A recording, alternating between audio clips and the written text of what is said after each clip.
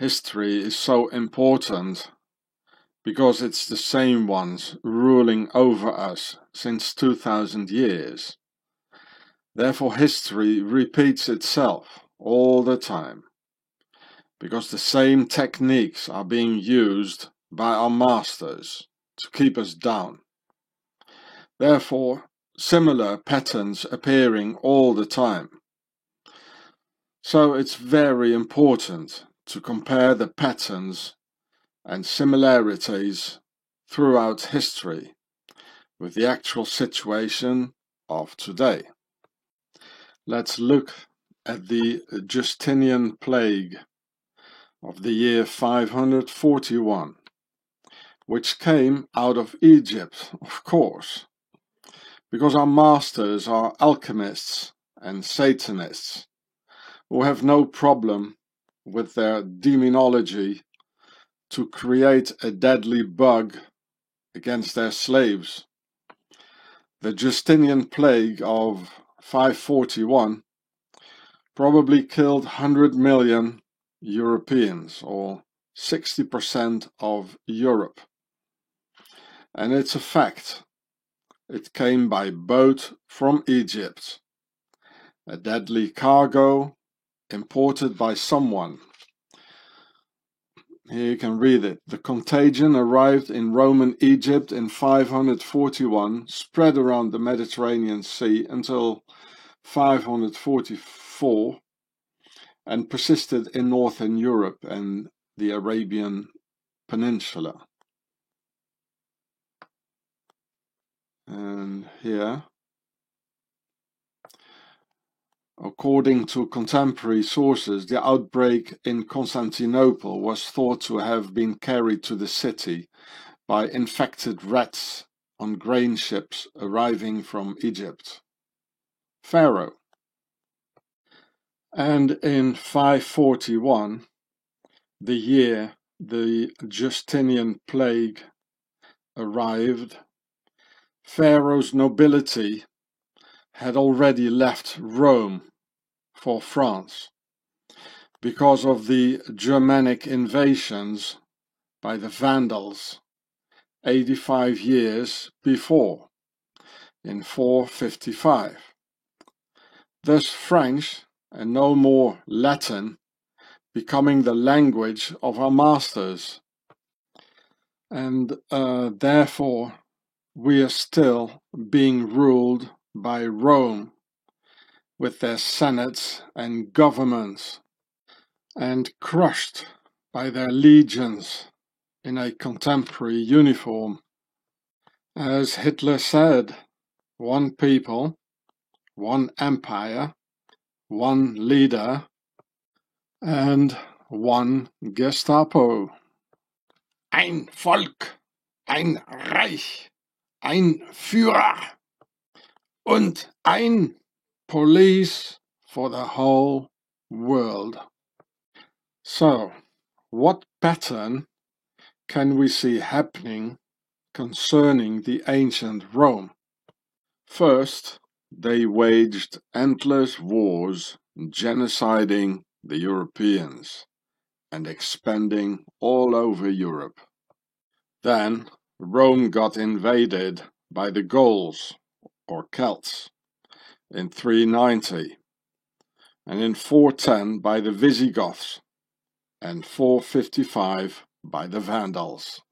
Then the pharaonic elite of Rome escaped to the Gaul, or France, expanding their nobility, and built their pharaonic castles as the Egyptian castle of Buhen, that looks just like their castles in Europe of Pharaoh. Then, 85 years later, the Egyptian Justinian plague cleaned it all up, and that was the end of Rome. So the pattern seems to be 1. Wars, 2. To get invaded, 3. The masters leave, and 4. A pandemic bug war. Now let's compare this pattern with the present-day situation. For the new Rome of today, it was the same thing. 2 world wars and all the other wars after and before. Then a massive invasion by Muslims, Africans and whatnot. Then our masters seem to have abandoned Europe, America, Australia, etc. Abandoned our economy, abandoned our culture, abandoned our lives. A total government and military exfiltration of the elite of Pharaoh. And now the final bug war cleansing for the reset after. And funny enough, the same cyclus can be seen in ancient Rome. 1 wars, 2 invasion, C abandoned ship, and 4 bug war. Coincidence? No. Natural law? No. Man-made, or rather Pharaoh-made? Yeah, sure. The last time our masters abandoned ship, they left Rome and went to France. But where did they go now?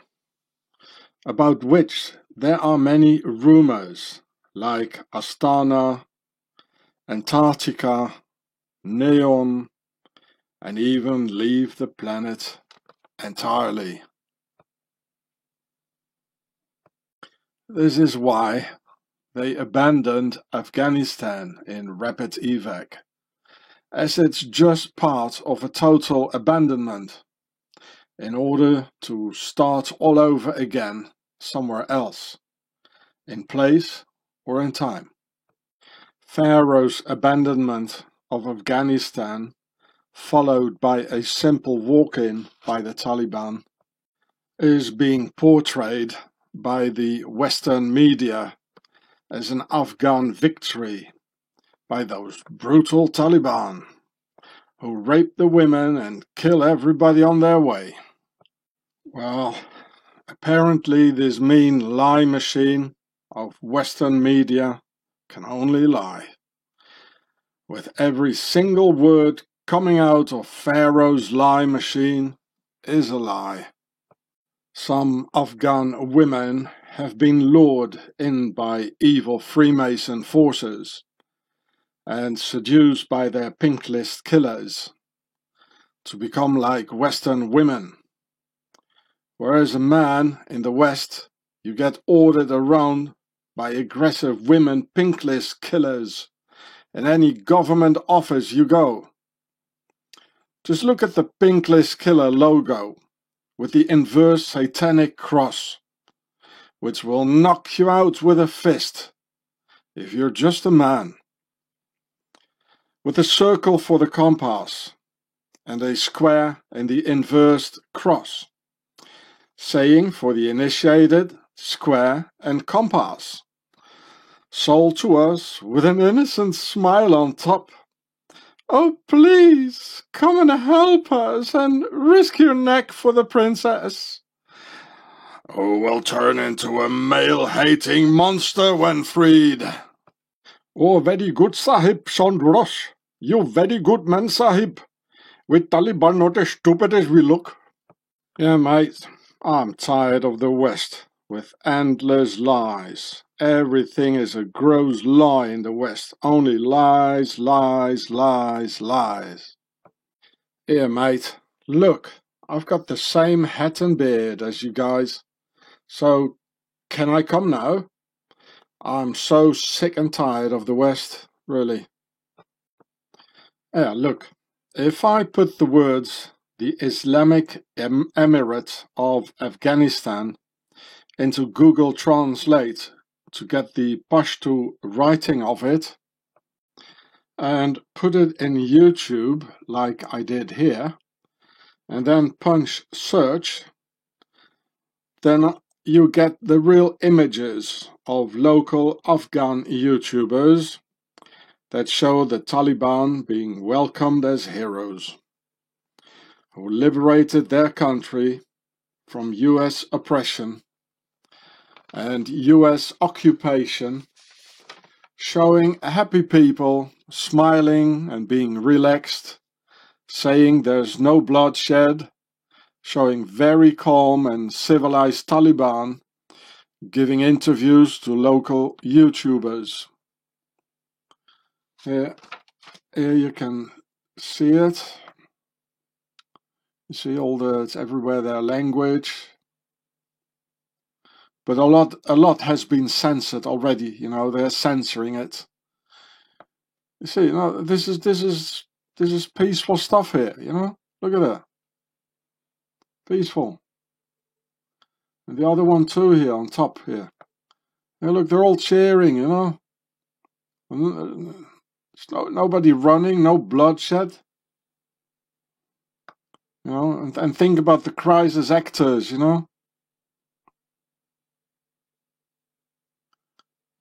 But again, a lot has already been censored, by the enemy within. Well, they're mostly left now. Well, actually, I looked a couple of days back, and there was already a lot more. They already took away a lot of things. Now there's only like 2 years ago, 4 months ago. It has already been censored, everything, or almost everything.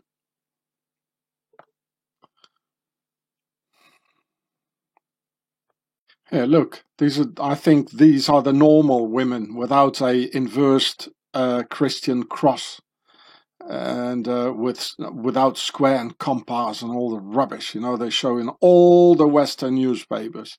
No, this is from there. You get this if you punch their letters in it. Look how she's smiling. They're happy. They're happy. They're being freed.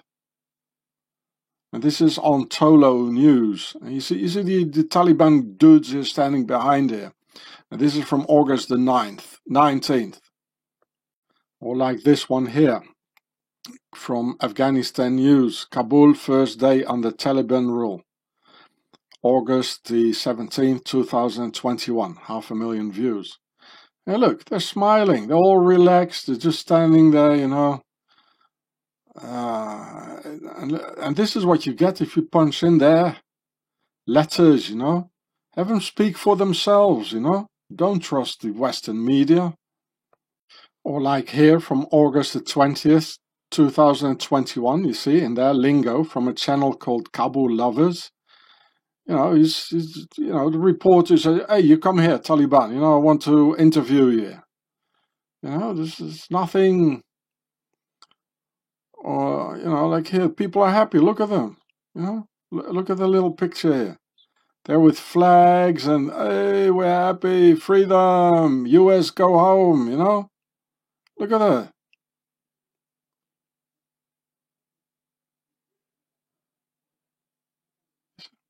Look, they're all happy. Look at that. It's like after a football match or something. Look at that. We're being lied to, people. Or like here, a YouTuber interviewing the Taliban here on August the 18th, 2021 on a channel called Hamayon Afghan Official. Right? Well, I mean, can't you see it? These are completely different pictures we see here as what BBC, CNN, and all the other liars they're showing us, with their pinkless killers, with the inverse Christian crosses around their necks. Or like here, I mean, this is a little YouTuber, 6,000 views on August the 21st, and these guys came apparently on August the 17th. The Taliban shaking hands with the traditional Afghan. And, if you look at the little picture here, they're all standing here together, shake hands, and traditional guys here with the Taliban. They're clapping hands here. I mean, this is not the same what the Western media are showing us, eh? Hewitt Press. I mean, give them a hand, people, and leave some nice comments to these people. I'll see if I can put the links in the under the video. If I don't forget, I usually forget all these things. Or this one here, I put the name in the Pashto like writings, and it came out in English on August the 20th. First Friday celebration of Kandahar, Afghanistan after takeover. It's a celebration, eh? They're happy. Yeah, you see that, yeah. Look, they're all sitting there, and I don't know, it's like on a marketplace here, or they're praying, Friday praying and market, everything at the same time. No killings, no bloodshed, nobody's getting stoned or, you know, or like terrorized or...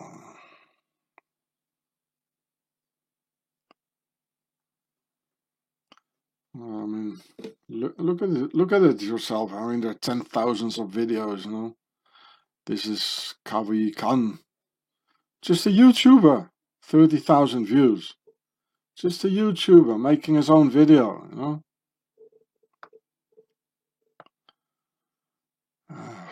Nobody's getting whipped or punished or nothing of the kind. Oh, I'm so sick of Western lies, where everything has become a lie in our part of the world. Like the lies of President Biden saying that the US abandoned Afghanistan out of human compassion, so no more American lives will get lost over there. Oh, since when the lives of US soldiers are taken into value by the President and his Freemason government? Dispensable soldiers, dispensable slaves, dispensable armies, dispensable people. Well, bye-bye Biden. Get out of here. Back in Europe, these government war criminals and pharaonic liars founded the Bilderberger by the Prince of Darkness, Bernhard zur Lippe Biesterfeld, a high member of the SS, and friend of 007, Ian Fleming, friend of the British Royals, and he was a member of the Order of the Garter. More than 10 years ago, I went protesting against the Bilderbergers at the Bilderberg conference of St. Moritz in Swaziland in 2011. I gave many interviews there, but this one here was the only one left I could find. All the other interviews all got genocided. So it is here. There's the title, Bilderberg Meeting 2011, Collettivo Themis. Oh, well, nice name, eh? Themis. Themis is the Greek Ma'at, where the 42 principalities of Ma'at came from, now called the 10 Commandments of the Bible. So that's probably the reason they're still there, Collettivo Themis. You know, probably, well, I'm 100% sure, you know, Freemasons or children of Freemasons, descendants of Pharaoh. Funny, eh? Like here you see a crown, because it's all royal stuff. And here it says Bilderberg. And this word here, I suppose that means castle. So 10 years back, I went filming the hotel castle Bilderberg of the Bilderberger in a sort of castle next to Napoleon's pyramid in the Netherlands, to be seen in this film here. Here you can see the title, The Pyramid Show. And the part bag, here, bag, as in Bilderberg or Bilderberg in English, means a mountain in German, and I guess in Dutch too, as it is in Afrikaans as well. In a country that is as flat as a pancake, and the highest top no higher than probably 50 meters or so. So, anyone looking for flat Earth? I think I just found it for you. Now, who would give a name referring to a mountain in a country where there are no such things as mountains? But there are mountains in Germany, Berge or Berg. Here from the Google translation from German into English, Berg, mountain, as in Bilderberg, Bilderberger, Bilderberg. Just as the first part of the name Bilder. Bilder is not Dutch, which I checked in the internet. Bilder is a German word meaning pictures in plural. It says, the Google translation German, Bilder, as in Bilderberg, it means pictures in English. Bilderberg, Bilderbergers. So, altogether, Bilderberg, it says mountains of pictures for Bilderberger. So here in the Google Translate from German, Bilderberg, we have to put a hyphen in between.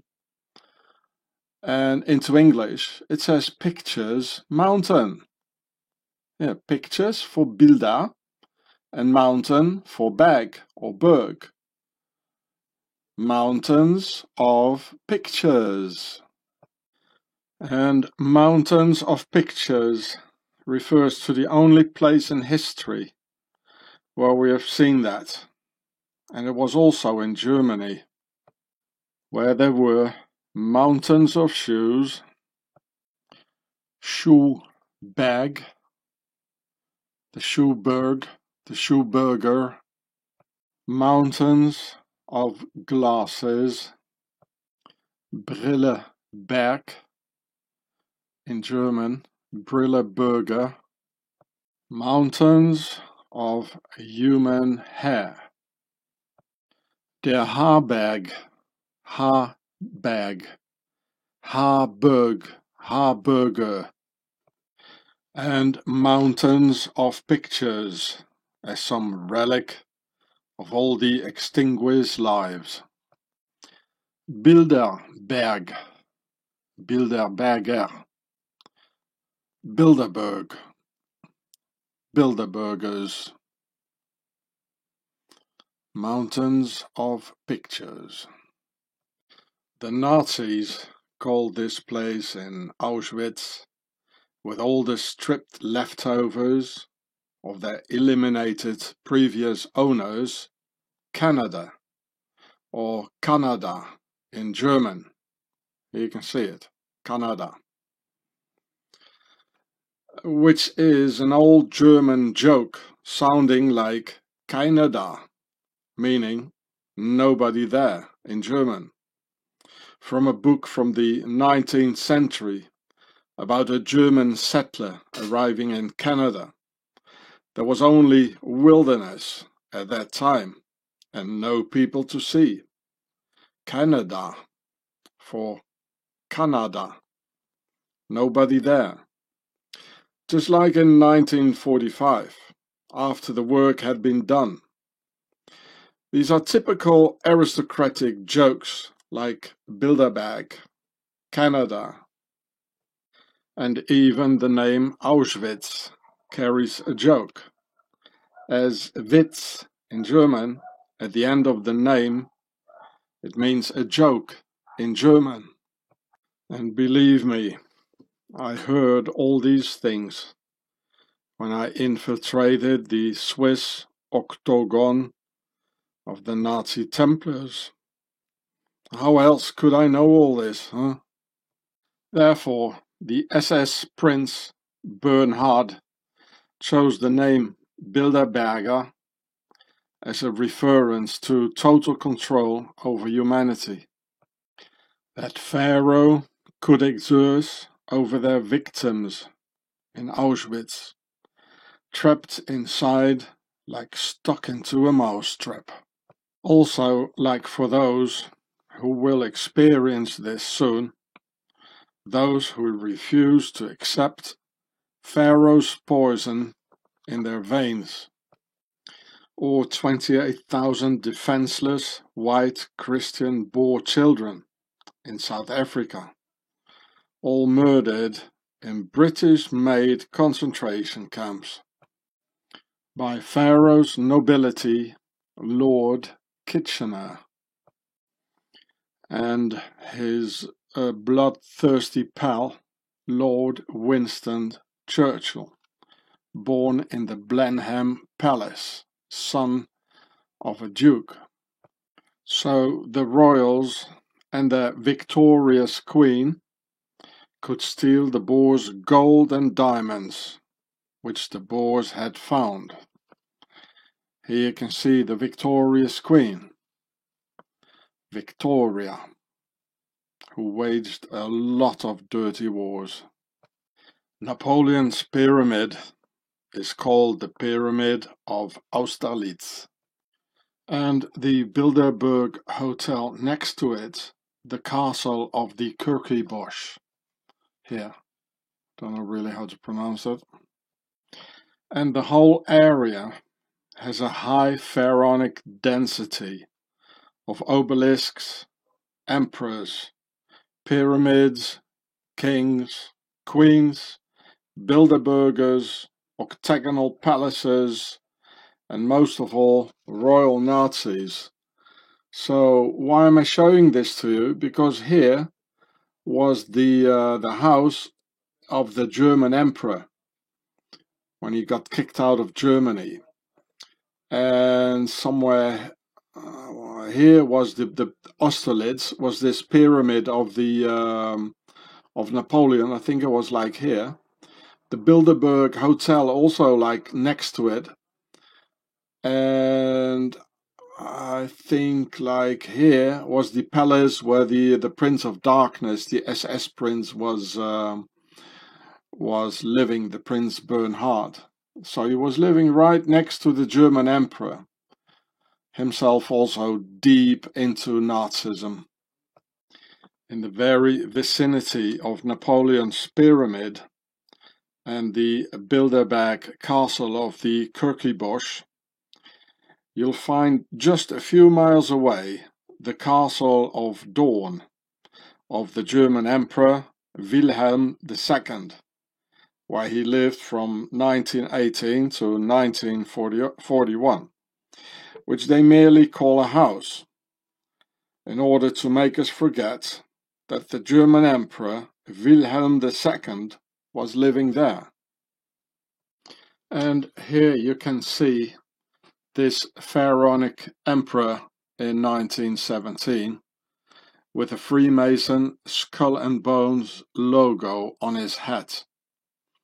Just to give you an idea where the Nazi SS actually derives from.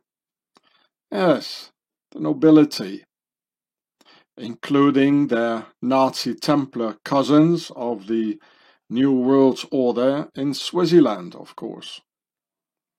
And the charming logo on his hat means, let's go and kill the white race. Let's destroy Europe. And here on his breast you can see all the logos. You know, the octagon, a couple of Templars crosses, the sash, most surely in blue for the war against us. Here another crown, Yeah, the Templar's cross, an octagon, you know. So it says octagon of the Nazi Templars on his breast, because they all know exactly where they come from, and that their ancestors of this worldwide per a big house nobility come out of Pharaoh's Egypt. Templar's cross, pyramid, 3D, 2D. So the Templar's cross on his breast in 2D, it represents the 3D pyramid. And as he can't put a 3D pyramid on his chest, he had to fold it out and put it in 2D on his chest. And they all do.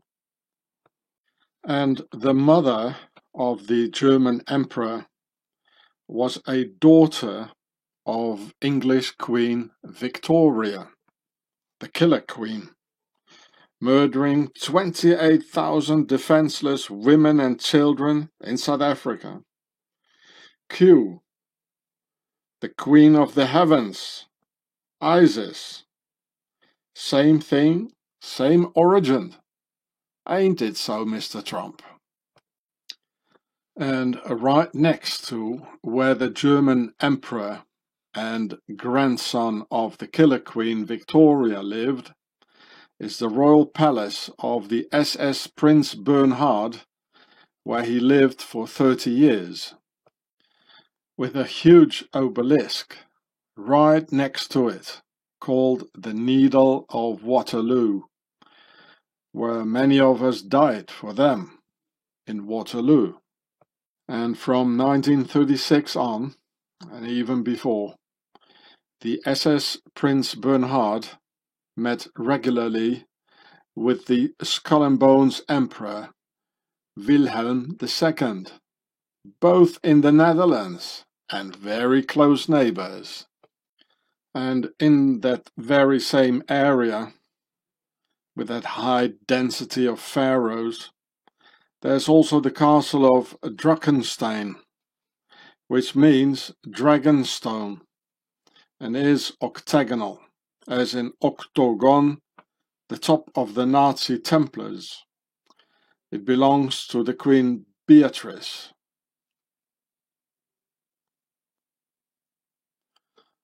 And this castle is right next to where the Skull and Bones Emperor of Germany lived and the SS Prince Bernhard. Therefore, the 8 death sacrifice for octagon in front of a huge obelisk, and obelisks are usually used as tombs for pharaohs on a cemetery, like these pharaohs here of the Dutch royal house of Orange. And here it says 8 deaths. So there you see, there's the obelisk. It's called the Needle, like the Needle of London. And apparently there were some people in the hospital and died later. I can tell you, you know, they needed the number 8, you know, for the ritual. So these people would have survived their injuries if it wouldn't have been needed the number 8 for the ritual.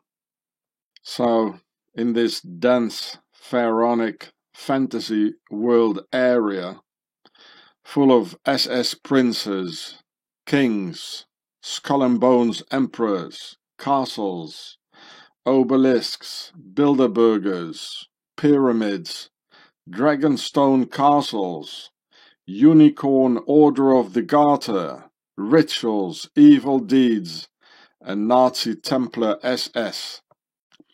It's like being in some fantasy film like Harry Potter and whatnot, through which our masters try to make believe our children in unicorns, dragons, and magic castles. which have an entirely different meaning for our masters, making me think of what Arizona Wilder said about these royal dragons and their appetite for children. Here is your dragon with the royal lion.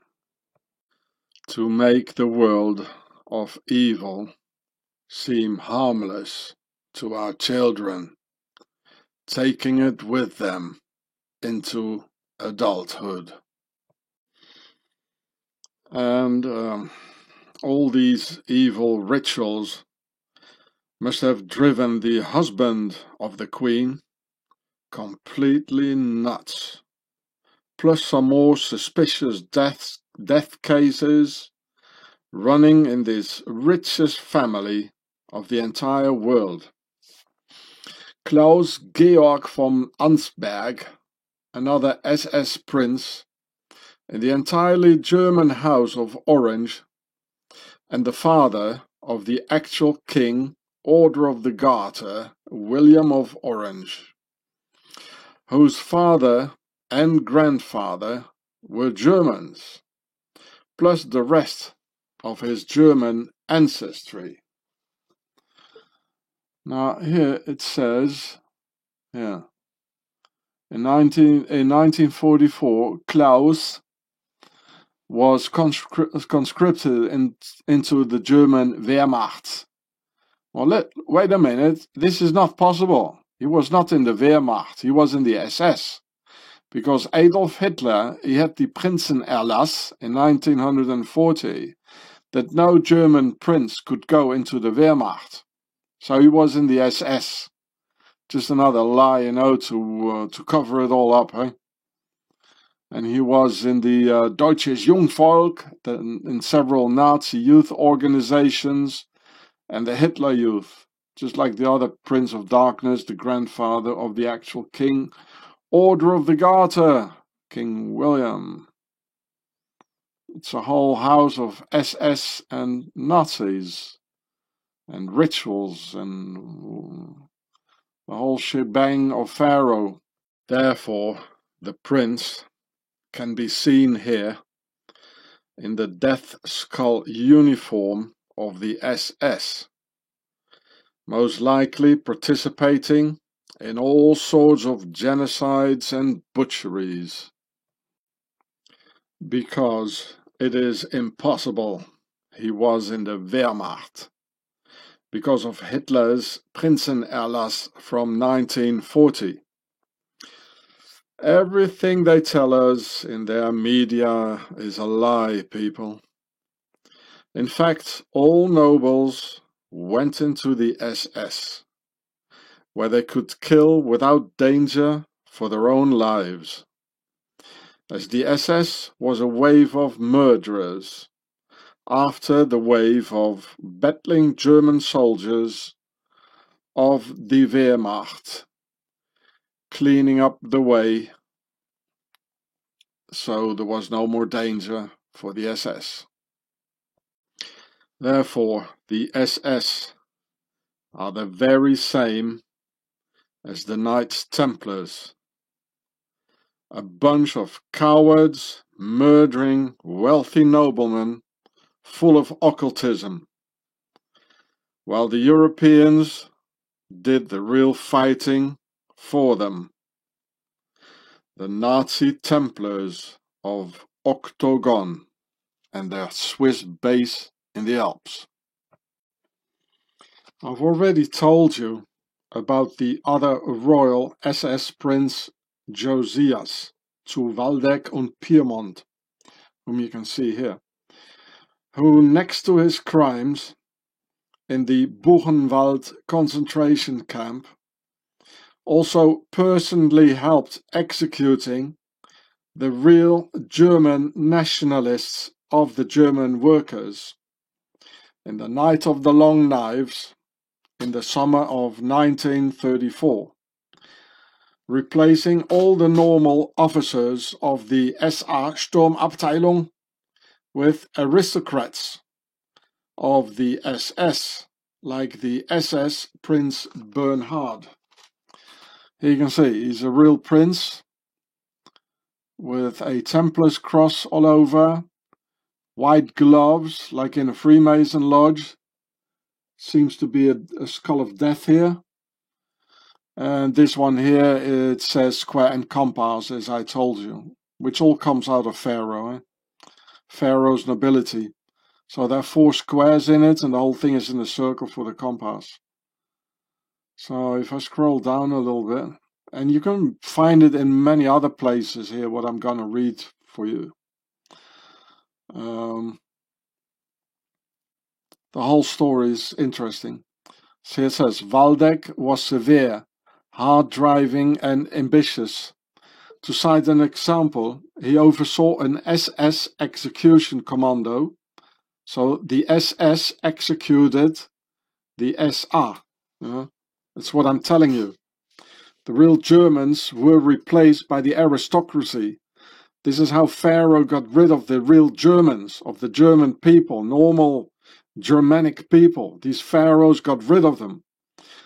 Yeah. He oversaw an SS execution commando at the Stadelheim prison near Munich during the Röhm Purge in June 1934, the night of the long knives, when he had to order the executions of several former comrades. Yeah, comrades. Well, he gave him the name of comrades. He just stabbed them in the back.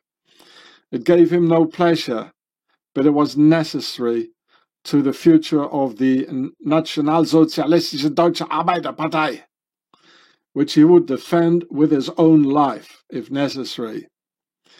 Wenn alle untreue werden, so bleiben wir doch treue. Yeah?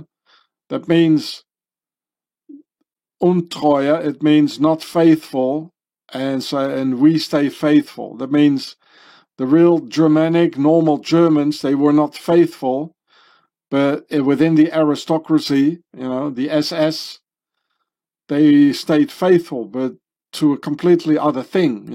They wrecked Germany and they murdered German people. So a prince here, and the rest of them, they were all aristocrats in the SS in the beginning, and at least the higher officers, they still stayed like SS aristocratic officers. They murdered the SA, the Sturmabteilung with Röhm, the Röhm Purge. That's what I've been telling you, people. There's a war within a war. Eh? Read some more if you want. Well, if I think about it, I'll put it in the description. Here, there you can read it again. This is the Waldeck und Piemont, Prince Josias. There he is. He killed the Germans. The real German people were murdered by the real enemy within. Yeah. Here, I read it for you. In June 1934, Hitler directed Joseph Sepp Dietrich, the then head of the personal SS bodyguard unit, to lead murder squads of SS officers, read aristocracy, and men to round up and shoot the leaders of the SA, read normal German people, Workers' Party, in what became known as the Night of the Long Knives. Dietrich had instructed von Waldeck to go to the Stadelheim prison, where Hitler had previously been imprisoned and where he had written Mein Kampf, and to make arrangements there for the reception and execution of the SA leader Ernst Röhm and other leaders. This is where the aristocracy rounded up the real Germans, the real German nationalists, and then went on, the SS, they went on to pretend to be real Germans fighting for Germany while killing real Germans who wanted actually the best for Germany, whereas the SS and the whole Nazi bunch, they didn't want the best for Germany. Can't you see it? I can't understand, really, how the worldwide neo-Nazis and nationalists can be so dumb and don't see their real enemy. But instead of that, even believe the enemy's propaganda lies, giving the usual scapegoat.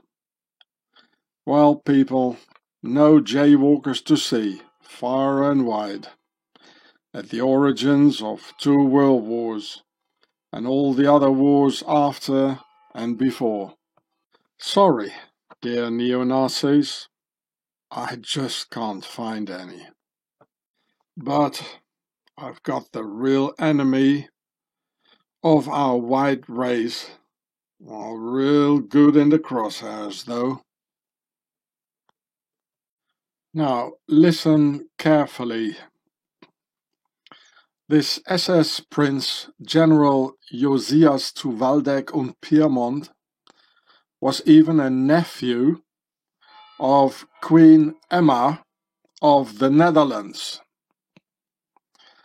As Princess Emma zu Waldeck und Pyrmont married King Wilhelm III of the Netherlands, and she became the Queen of the Netherlands in 1890, just before World War I, being one of the reasons the Germans did not invade the Netherlands in World War I, as the German Emperor already had a German aristocrat on the throne of the Netherlands, where today's Dutch royals are 100% German aristocracy. Not very Dutch Queen Emma zu Waldeck und Pyrmont, and aunt of the Prince SS General von Waldeck, was of course the reason that the warmonger and butcher of millions of Europeans, the German Emperor Wilhelm II, could be saved from the Germans and live a happy life in the Netherlands, also called Flat Earth. Here to be seen with a Freemason right hand, the hidden hand of Freemasonry, under his jacket, thus enabling the preparations of Nazism and World War II in the hope to reinstall the monarchy in Germany. Therefore, a German Queen, Emma of Flat Earth, taking a lot of care of her duties for the constitutional monarchy, the union of the old world order and the new world order, concealing her true monarchic nature. Now here it says, she met personally with every government minister at least once every 2 weeks to keep herself informed of all political issues, and strictly adhered to the rules of the constitutional monarchy. She used the trust she gained by respecting the constitutional forms, by using her influence within political issues she did care about, very smart, which resulted in compromises in which she often managed to get her will. You see. One statesman commented that Emma was efficient because she combined a strong will with soft forms, something they had not been used to. And this is one of the mottos in Freemasonry, what President Roosevelt once said. He said, "Speak softly and act hard. Speak softly and carry a big stick." Theodore Roosevelt. And Queen Emma understood the Freemason trick of hidden hands and verbal concealment very well, and thus 2 world wars were prepared under cover of darkness, and nobody saw it coming. The SS General Josias zu Waldeck und Pyrmont only served 3 years in prison after the war for murdering the real German nationalists in 1934 and jaywalkers in Buchenwald. Only 3 years.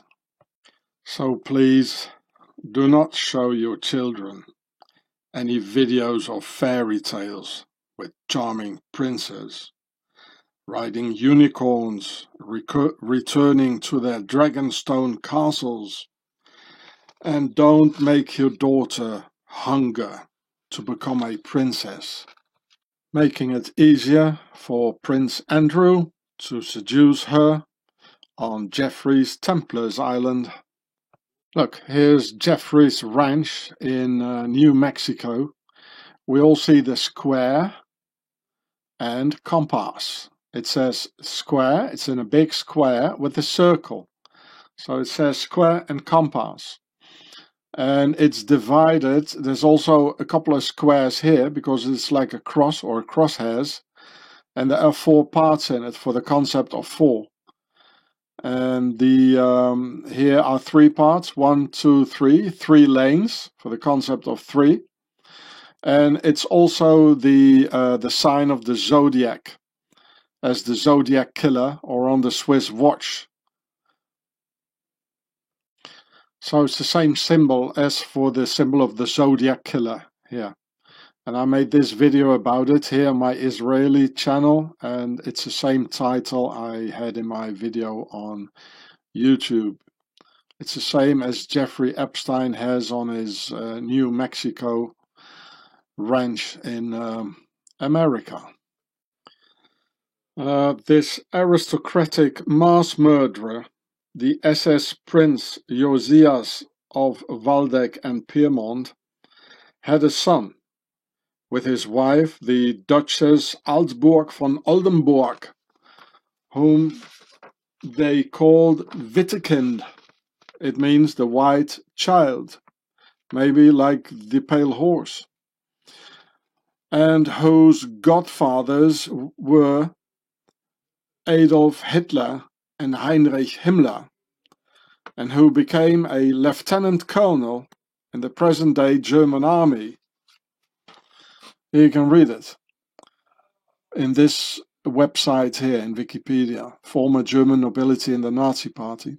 So Prince Josias and his wife, the Duchess Altburg of Oldenburg, were the parents of Wittekind, Prince of Waldeck and Pyrmont. Adolf Hitler and Heinrich Himmler were his godfathers.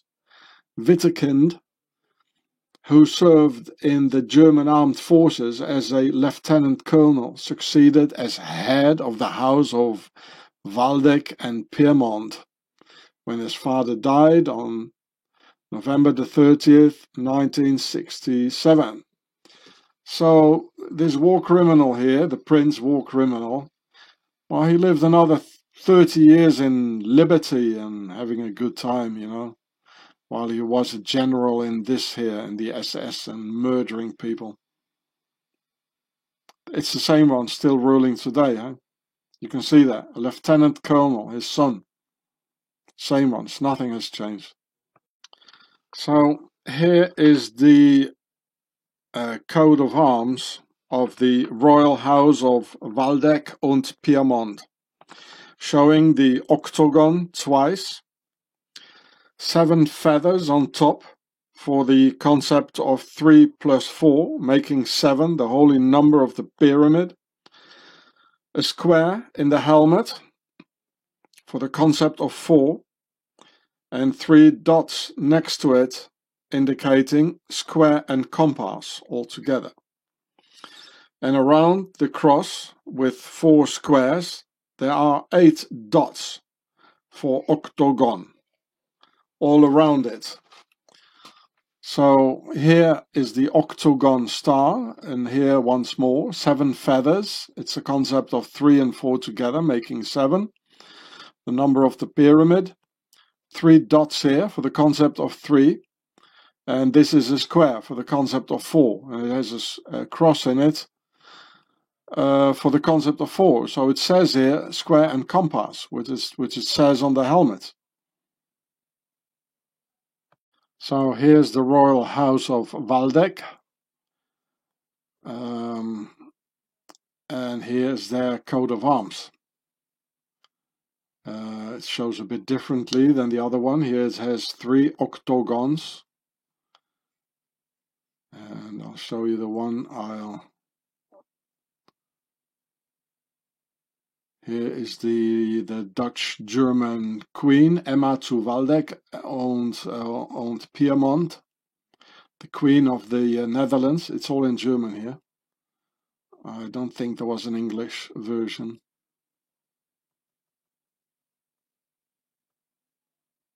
And here again comes the coat of arms I just filmed for you. Stammwappen in German. So I quickly show you some more of the royal houses in this website on Wikipedia, former German nobility in the Nazi party. And that's why Adolf here is having such a terrific time with the son of the emperor. The Emperor William II, his son, with an octagon around his neck. And okay, let's go. So the Kingdom of Prussia here. I'm not going to read it all for you. You can do it yourself, And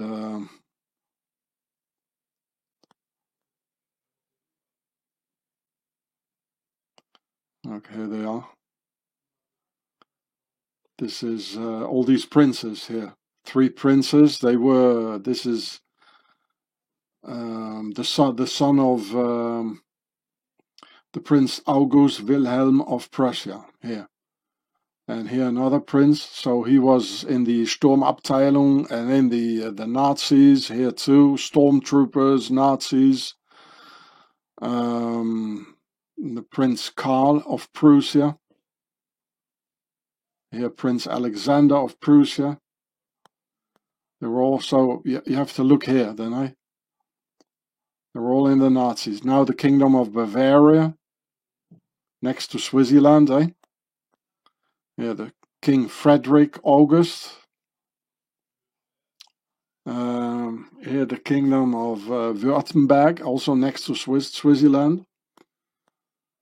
Baldur von Schirach, of course, he was the head of the Hitler Youth. He never spent a day in prison. They all joined the NSDAP, this one here, the German Workers' Party.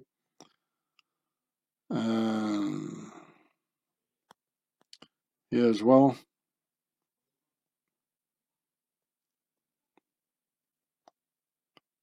So I can't possibly read that all for you. Look here, you must look here now. It's all these princes, they all were in the Nazi party here. You're going to read it there.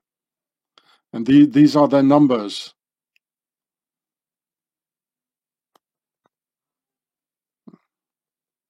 This is the Duchy of Baden.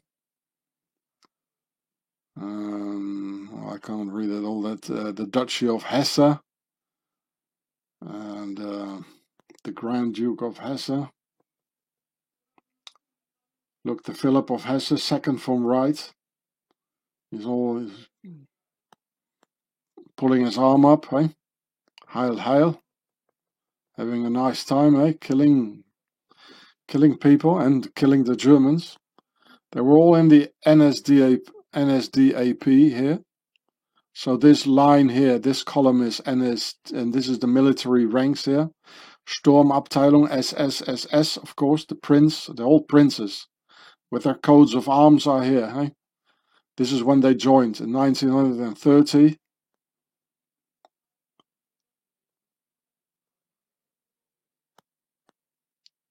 Even the ladies, the princess, they're all in the Nazi party. And these are their coat of arms, the double cross here. Showing a lot of lions with crowns, of course. And here the prince, and the SS and the Sturmabteilung, they're all in the Nazi party. Coat of arms, these are the dates when they joined. All the princes, the entire nobility, they were all in the SS, people. Yeah, there's some more. Yeah, princess, prince, all in the Nazi party. All of them. This is the Grand Duchy of Mecklenburg-Schwerin in the north of Germany. Here it says, NSDAP, the Nazi party, when they joined, military rank, SS, title, and this is the royal house. I could tell you a lot more about it, but that will take too long, eh? So just look for yourself now, eh? And look at the pictures, you know. I don't see any jaywalkers. I don't see any, eh? It's all a lie. And of course there were some, but they were not real jaywalkers. They were the RF-RAF. And the whole nobility here, they come out of the RF-RAF. It means Pharaoh. The RF-RAF, it means Pharaoh. When they crossed the dip, you know, with the Exodus, leaving Egypt. Duke Charles Edward, well, that sounds sort of English. Well, it's one family, you know. He's another grandson of Queen Victoria, the Killer Queen. It's all one family. It's the Per-A, where the word Pharaoh comes from. Oh, here's another, all English here. We're all in the Nazi party, probably.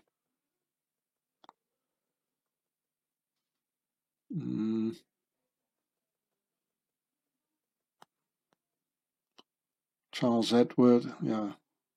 Charles Edward held the same SS rank as Prince. He was a general. Well, Charles Edward was a general. Whoa, Charles Edward between Hermann Göring and Joseph Goebbels here. Mussolini, well, he was called Il Duce, means the Duke. Living in a castle, married to an aristocrat, and he lived 2 years in Switzerland where they taught him. Yeah, Saxe, Coburg and Gotha. Nazi party, when they joined, the military rank, Prince Rainer of Saxe, Coburg and Gotha. A lovely bunch, aren't they? Sturmabteilung. Anyway, they're all the left column, there's all filled up. They're all in the Nazi party. With their numbers.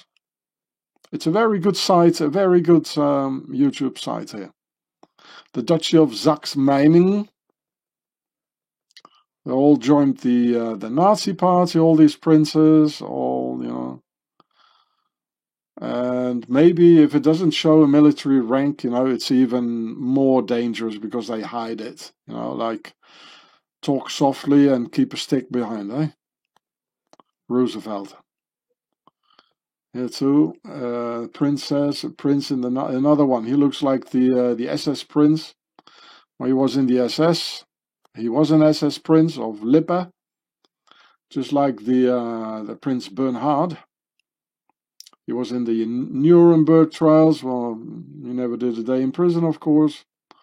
Ah, here he is, the Prince Bernhard. He was in the Sturmabteilung. He joined the Nazi party in 1933. And then he became a wing commander in the RAF. Well, can you believe it, eh? He's a friend of George VI and Churchill and Ian Fleming. They just turned their vests around, eh? Yeah, all more princes, all Prince Karl, Christian, Prince Ludwig, all in the Nazi party. And they probably all were in the SS as well. Murdering and raping people all over. What the aristocracy have always been doing. Yeah, Schaumburg-Lippe, the principality. More princes. All in the Nazi party, having, what is this,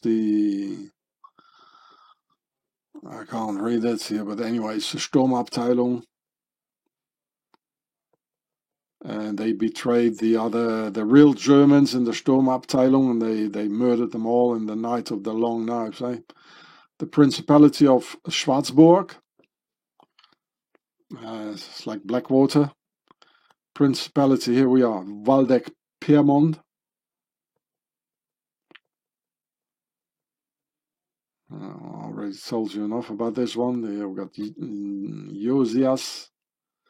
Even his sister was in the, or his wife was in the Nazi party. His sister as well. Principality of Reuss-Greiz. Principality of Reuss-Gera. All in the Nazi party, all the princes. These ones too. Oh, okay, that was it. Hey, people. And even the Dutch king, William II, from 1792 to 1849, was a son of German Emperor of Prussia, Wilhelm I. Here it says. So King William II was the son of William I and Wilhelmine of Prussia. You know, so well, the whole flat Earth is German.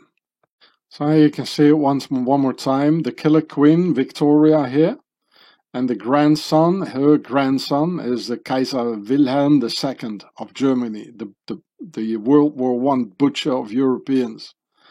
And King George V is a cousin of his, together with the Tsar Nicholas II. They're all cousins. It's one big family who sent you Europeans into the war and you die by the millions. And now they want to stick their poison into your butt. So when the First World War German Emperor Wilhelm II and grandson of Queen Victoria lived in exile, together with the rest of this bunch of German aristocratic Nazis ruling over the Netherlands, he was vividly hoping for Nazi success in order to restore the monarchy. So here in Wikipedia, the abdication of Wilhelm II. In the early 1930s, Wilhelm apparently hoped that the success of the German Nazi Party would stimulate interest in a restoration of the monarchy, with his eldest grandson as the fourth Kaiser. And he was a fanatic anti-jaywalker and absolutely thriving during the anti-jaywalker pogroms of 1938 during the Crystal Night. So here is views on the capital views on Nazism in Wikipedia of Wilhelm II, the German Emperor. And here, he had the nerve to say that he agreed with the Jewish pogroms and understood why they had come about. And here a little bit down here. Here it says that he is anti-England, anti-jaywalkers, anti-Freemasons. And he argued that the English ruling class were Freemasons, thoroughly infected by Judah. You remember the picture being him like, with the hidden hand? So Wilhelm asserted that the British people must be liberated from Antichrist Judah. We must drive Judah out of England, just as he had been chased out of the continent. That was the German emperor, living in the Netherlands, being a friend of the Prince of Darkness, the SS Prince. And all his sons were in the SS and in the German Nazi Party. And you can't take a single word seriously what these pharaonic liars tell you, accompanied by their charming smiles or serious expressions. The guy was a Freemason. There is no doubt You don't put your hidden hand like this, like an important person like this, the hidden hand of Freemasonry. And he was also in the Order of the Garter. The lie is their biggest weapon, just as we can see today with the poison they want to put in our veins.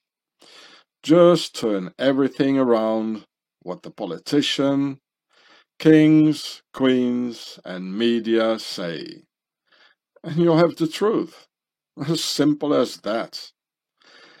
It's all inversed speech of evil. Now, you picture the guy again with his Freemason hand, the hidden hand under his jacket, and I'll read it out for you again, here in Wikipedia about Wilhelm II. So picture the emperor with the hidden hand, and listen. He argued that the English ruling classes were Freemasons, thoroughly infected by Judah. Liars. And there's a reason to it. Even foreign nations, like here the Marshall Islands, they have made stamps about this terrible happening. It says the bombing of Rotterdam, Low Countries invaded in 1940. So when the Netherlands surrendered in May 1940, because the Nazis started to bomb civilians, as in Rotterdam, with thousands killed, he wrote to Adolf Hitler, "My Führer, I congratulate you and hope that under your marvelous leadership, the German monarchy will be restored completely." Here you can read it. Being true aristocratic gratitude to the country and people who saved him in 1918, giving him asylum when he got kicked out of Germany. Thanks a lot. The SS Prince General Josias zu Waldeck von Pyrmont was even a good friend of the Dutch Queen Wilhelmina, of the very same Waldeck family, and with her son-in-law, SS Prince Bernhard, all around. So here you can read from this website here.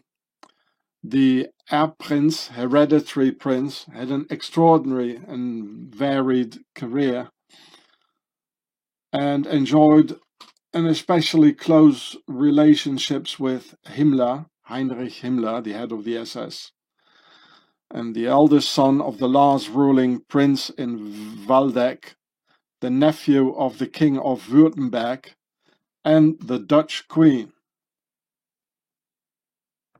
So you see how from the aristocratic side, World War II got organized in the Netherlands in collaboration with Octagon of the Swiss Nazi Templars. Because in fact, there is the main monarchic Old World Order, vertical rule. There is the Swiss Templar New World Order, horizontal rule of the Republic. And yet, another party, the third party, which is the union of both of them through the Order of the Garter. And Emperor William II, the Freemason, he belonged to the Order of the Garter through his grandma, Queen Victoria, the Killer Queen. And you can read it. Wilhelm finished high school on his 18th birthday, received as a present from his grandmother, Queen Victoria, the Order of the Garter. And this is why he must have been a Freemason, because if you belong to the Order of the Garter, you must be a Freemason. It's not possible otherwise. And this is not just the black nobility, what some people say, but it's the entire Pharaonic nobility, who are a huge menace to humanity and a danger to our freedom. They are the per a, worldwide big house of Pharaoh's aristocracy, ruling over their slave race, and who cluster together in certain areas of the world, as shown here in Germany and in the Netherlands, or the Rambouillet area southwest of Paris, where I also filmed for you. The SS Prince Bernhard zur Lippe-Biesterfeld and husband of the Dutch Queen had worked for IG Farben, the company that produced Zyklon B gas to kill the jaywalkers and their children. He was a member of the SS and the SA Sturmabteilung, which he left in 1934, probably betraying the Sturmabteilung and helping to execute all original German workers, nationalists, who were rising up against the nobility and the elite.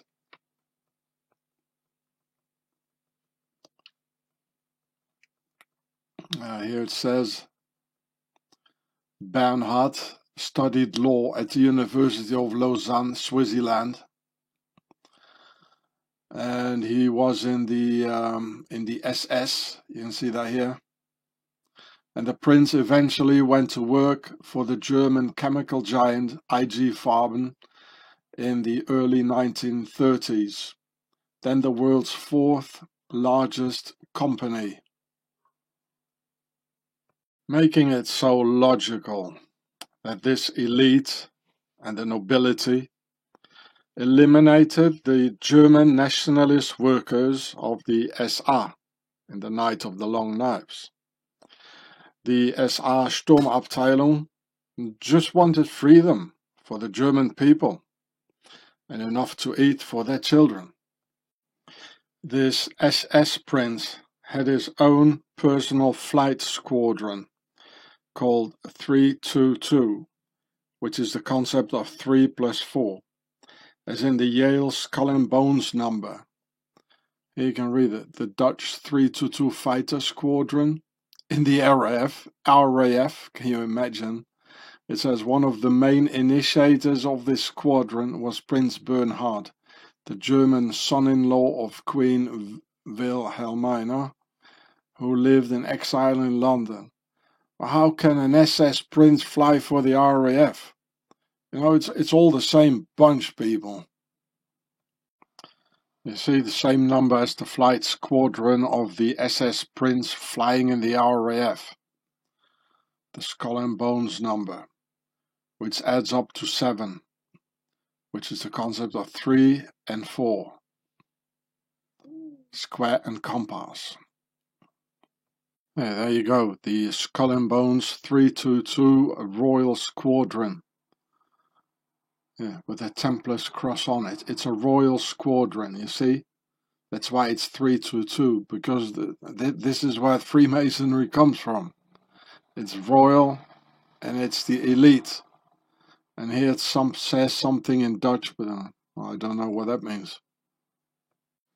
And as he founded the Bilderberger Group in 1954, it must therefore be clear that the Bilderberger are a group of royal Nazis of the old world's order and using the tools and facilities of the new world's order.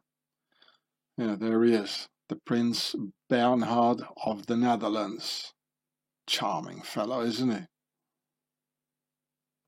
Not only the royal German houses of zu Waldeck und Piemont and zur Lippe-Biesterfeld and their genuine princes were in the SS and giving us 2 world wars, but there's a whole list of German royal Nazi houses, English royal Nazi houses, Dutch royal Nazi houses, etc., who were so and who are also the biggest enemy of the German people and of all of us until this very day, with all these aristocrats in the world and collaborating with the octagon of the Swiss Nazi Templars, their base Switzerland. Nowadays, in Germany and in the entire world, they all hide it mostly. The aristocracy hides their aristocratic nobility origins, just like they've always been hiding their pharaonic origins. Like here, the former defense minister Ursula von der Leyen, related to the counts of Faber-Castell, and of course the royal house of Leyen, of the von der Leyen family, who gave governors to slave states like Carolina, Virginia or Pennsylvania, as it might be clear now that the slave drivers were all of Pharaoh's nobility and not us, the white race, who are slaves ourselves in a still feudal system by these pharaohs. And if I scroll down here, look, here's their royal coat of arms here. There are 3 times for the concept of 3, the seal of Solomon, King Solomon, who was one of their pharaohs. They're all pharaohs. You got this bird standing on one leg, and there she is again when she was younger. Look, here she's being driven around like Queen Elizabeth, you know, being driven around in the carriage. Because they know where they come from. They know it's. Here she was the defense minister. Together, here she's in the US. Together with all the Skull and Bones boys.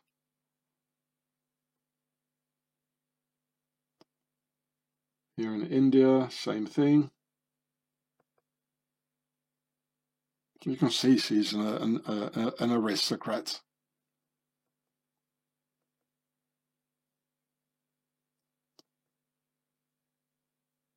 Oh, together with Henry Kissinger. Oh, nice. The war criminal. Murdered so many people in Vietnam. She censored the internet in Germany or all over Europe. Here she is with Donald Trump.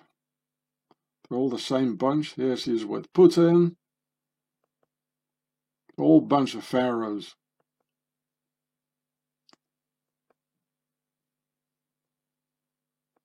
So here it says, House of Leyen. The House von der Leyen is an ancient German noble family of princely and historically sovereign rank. As a former ruling and mediatized family, it belongs to the high nobility, the Hochadel. And they also have a nice castle. Here, look, this is another coat of arms with 2 dogs this time. And here's 7, I don't know what, 7.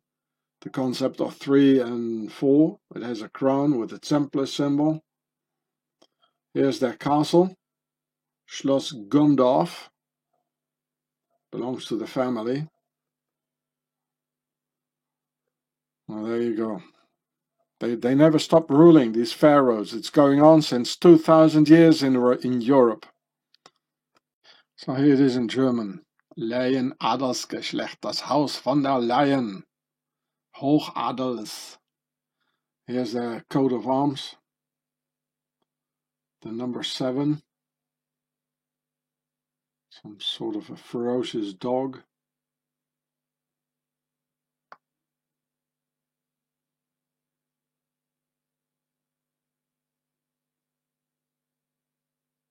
Freiherren von der Leyen.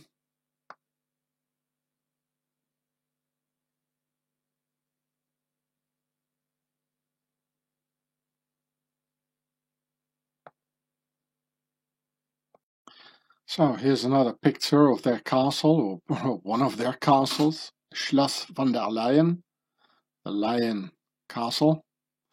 It almost sounds like lion, eh? Lion, lion. So, of course, it comes from lion. Léon, Lyon in French. The Lyon, le Château de Lyon. So here you can read in the article about where she comes from. I'm not going to read it all for you. She comes from a family that had played a great role in the early colonization of the United States, giving governors to states like Carolina, Virginia, and that featured figures like James Ladson, a slave driver.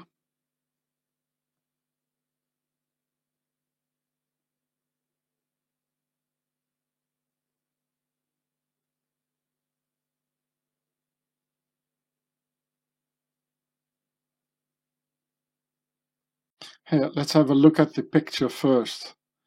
The whole thing is in a circle for the compass, and here is, there are 4 squares in it. And even this whole thing, it says square and compass, And there are 8 parts in it for octagon, and here are 4 lanes every time. So for the concept of 4, and the circle is for the concept of 3. And white, of course, for the New World Order, the horizontal rule, and blue because they're waging a war against us. So now this is Ursula von der Leyen, the aristocrat. So now she is the president of the European Commission, wanting to put Pharaoh's poison into your blood, and orders you imprisoned at home with a filter on your face. And she is a descendant of the American slave owner James Ladson. Sorry, my dear Nubians. We of the white race didn't do it. We are slaves ourselves of this nobility. So this is the American slave driver James Ladson having 200 slaves, and among Ladson's descendants is Ursula von der Leyen, who briefly lived under the alias Rose Ladson. So the former German defense minister and actual president of the European Commission is an aristocratic descendant of US James Ladson, who had about 200 slaves.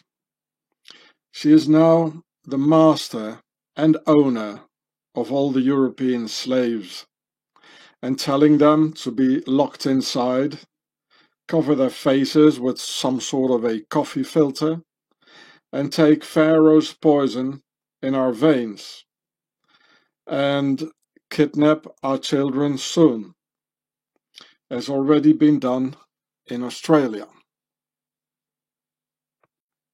So I quickly like to repeat this for the Germans. So James Henry Ladson ist ein Sklaventreiber in der Sklavenhandel. Der hat ungefähr 200 schwarze Sklaven, und unter seinen Nachkommen ist Ursula von der Leyen, die 1978 unter dem Pseudonym Rose Ladson lebte. And here's some German slaves with their babies protesting against the internet censorship by the aristocrat Ursula von der Leyen, saying Zensursula, as censur means censorship in German, fitting into the noble lady's name Ursula. Altogether, Zensursula. German Emperor Wilhelm II had 6 sons, who were all officers in paramilitary Nazi organizations like the SS and the SA, in the hope to reinstall the monarchy.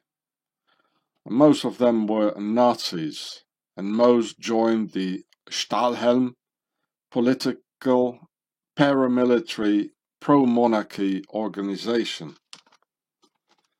So here I'll show you. This is the article here. You can all read it if you want.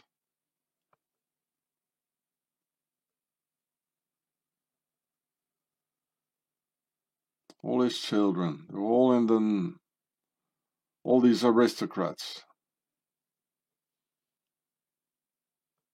Yeah, here's a picture of the Emperor Wilhelm II with wife and children.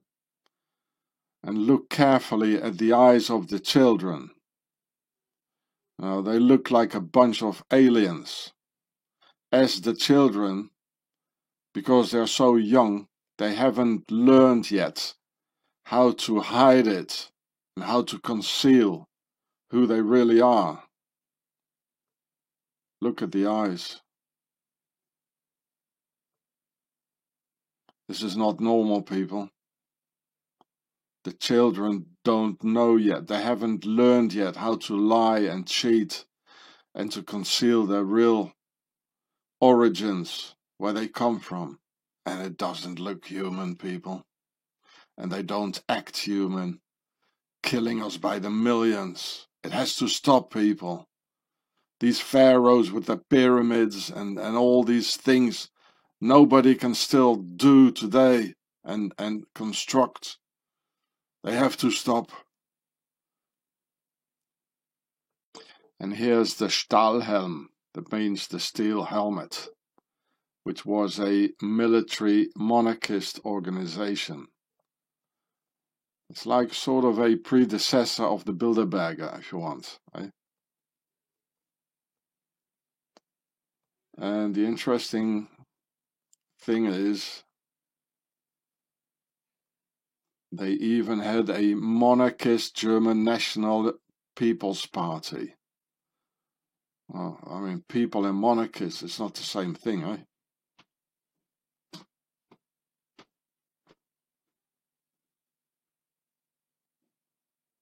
The German National People's Party. There they are. Very interesting. And they are monarchists. This is what the war was about. 2 world wars. Just look into their children's eyes of this inhuman race and see their true nature, while the older ones all seduce us with their innocent smiles, concealing the true eyes by the technique of the hidden hand of Freemasonry. To all politicians and most of their worldwide blue army belong to this race. Just look at the Nazi Police Battalion 101 and what they did, genociding all civilians in Eastern Europe during World War II. It says it's a Police Battalion 101, which we also find back in America, the 101 Rangers. It's not a coincidence they're taking this number. And they became a major perpetrator of the Holocaust in occupied Poland. And now it's the turn for the whole of humanity for this Holocaust, especially the white race. Again, well, you can find it all yourself in Wikipedia. Well, the police Einsatzgruppen are back, people. You all buckle up now. Yeah, the Einsatzgruppen. They were they did the final solution, and yeah, it's the SS Einsatzgruppen together with the police, killing all these people, like soft targets, you know. The real Germans, they were in the army and the Wehrmacht fighting real armies, while Pharaoh's aristocracy, they were doing the soft targets with their police battalion 101, the Einsatzgruppen, you name it. And they're back, people. They're gonna do it again, to all of us. Here in the Prince Bernhard of Lippe-Biesterfeld in Wikipedia, I forgot to tell you, here Hitler gave an account of the conversation he had with Bernhard in his Tischgespräche, table conversations. So Hitler, he knew the Prince Bernhard, who later flew airplanes in the RAF. Well, how is this possible, eh? What's going on? And here the story about Unity Valkyrie Mitford, from an aristocratic family, which you can see here, the Mitford family.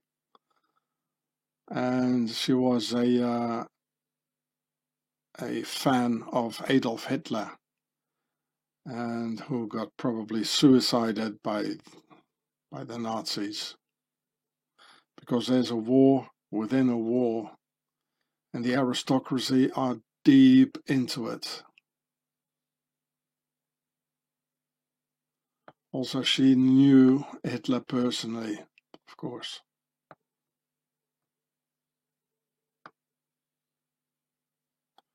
Two world wars because of the nobility, and we had to die for them. Also, Hitler was, of course, pro-monarchy, as he was financed out of Swaziland by Octagon of the Nazi Templars and Swiss General Ulrich Wille, himself out of the German high aristocracy von Bismarck from 1923 onwards. So in a Nazi speech from 1925, Hitler and the Nazis accepted aristocratic titles again, because it was Pharaoh's nobility financing him. And here you can see Hitler together with the King Edward VIII of England. So this is an article from 1936 out of a Swiss newspaper, L'Information. And even the Americans, they had to draw their information out of Switzerland. And it says here, Hitler believes that a monarchy is the, and quote, this is what Hitler said, the best means of perpetuating the Nazi regime. So they had an alliance, you know. Chancellor for life, that's what he said, and guarantee the continued Nazi power. You know, he was together with all these, the entire European aristocracy with the Nazis. Here, the King of Hanover, King George. It's all aristocratic, the whole World War. Eh? And, you know, you think there is, you know, two parties, royalists and republicans. So the old world order and the new world order, and that's it. But it's not like that. There is still a third party, and that's the union of both of them. And they want it all. You know, the order of the Garter. The union of the old world's order and the new world's order. And the old world's order didn't want the union. The new world's order, they wanted this union. Well, of course they preferred a clean new world order, but they had to make this union. And this is what happened. Two world wars because of these aristocrats. All politicians in the world are pharaonic aristocrats, like this 12-year-old American girl finding that out. But her name is French aristocratic, with the noble prefix of de in front of her name. Brigitte d'Avignon, Brigitte d'Avignon. Of course, a 12-year-old didn't find it all out by herself, that all US presidents can be tracked back to one British king in common. This was a political move by the French Old World Order, probably in Louisiana, and trying to wake us up against the satanic New World Order of the Swiss Nazi Templars. She also has a very noble looking YouTube channel, and I guess she has tried to help us against this evil, just as the French King Philip the Fair did. It would be fair to presume that Brigitte d'Avignon got blacklisted for the rest of her life after she did that. So here's the rest of her channel. Oh, there she is. I always find beauty in things that are odd and imperfect. They are much more interesting. By Brigitte d'Avignon. Out of the union of Queen Emma of the Netherlands from the German Nazi house of zu Waldeck und Pyrmont and King Wilhelm III of the Netherlands was born the Dutch Queen Wilhelmina in 1880, the great-grandmother of today's King William of the House of Orange, with his garter, lace jarretière ribbon on his thigh, in his Harry Potter cloak, because all the constitutional monarchies belong to the Order of the Garter. There are no more real monarchies today, as they all became New World Order vertical rule of the Knights Templars, obeying to Swaziland. So here from Wikipedia, here Order of the Garter, you see all the royal houses that belong to the Order of the Garter, because the Allies won the war. That's why, because of 2 world wars. So this is their victory. Here's their victory page, if you like.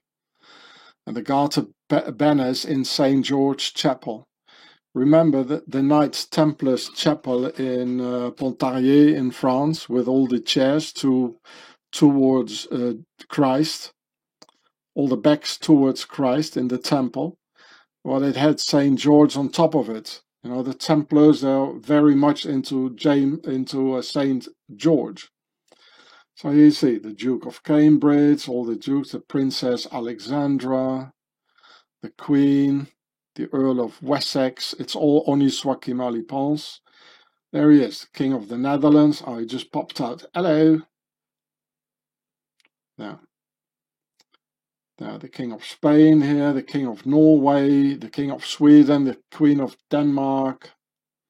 They all lost the war. And we had to die for them, eh? The Princess Beatrice, married to the SS Prince, who finally flew a Spitfire. Crazy stuff, eh? The King of Spain, the Emperor of Japan. Oh, there he is. And the rest, well, read it yourself.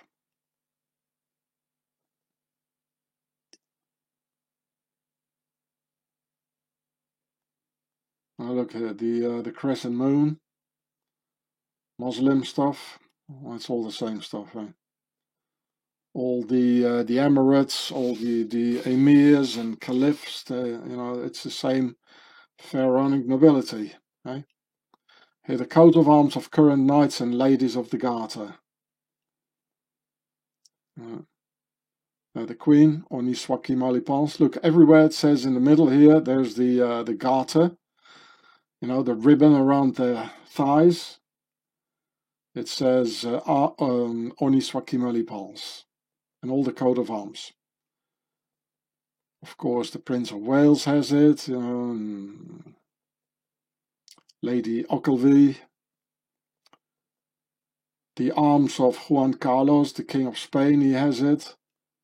The King of Sweden has it. They all have the garter, the jarretière, around their thighs. Oh, what a great party, eh? Norway with an axe, chopping our heads off. The Emperor of Japan, same thing. You know, it's not English, it has nothing to do with the English people. It's the worldwide pharaoh of the entire world. The Princess Beatrice of the Netherlands, and well, they all have it, eh?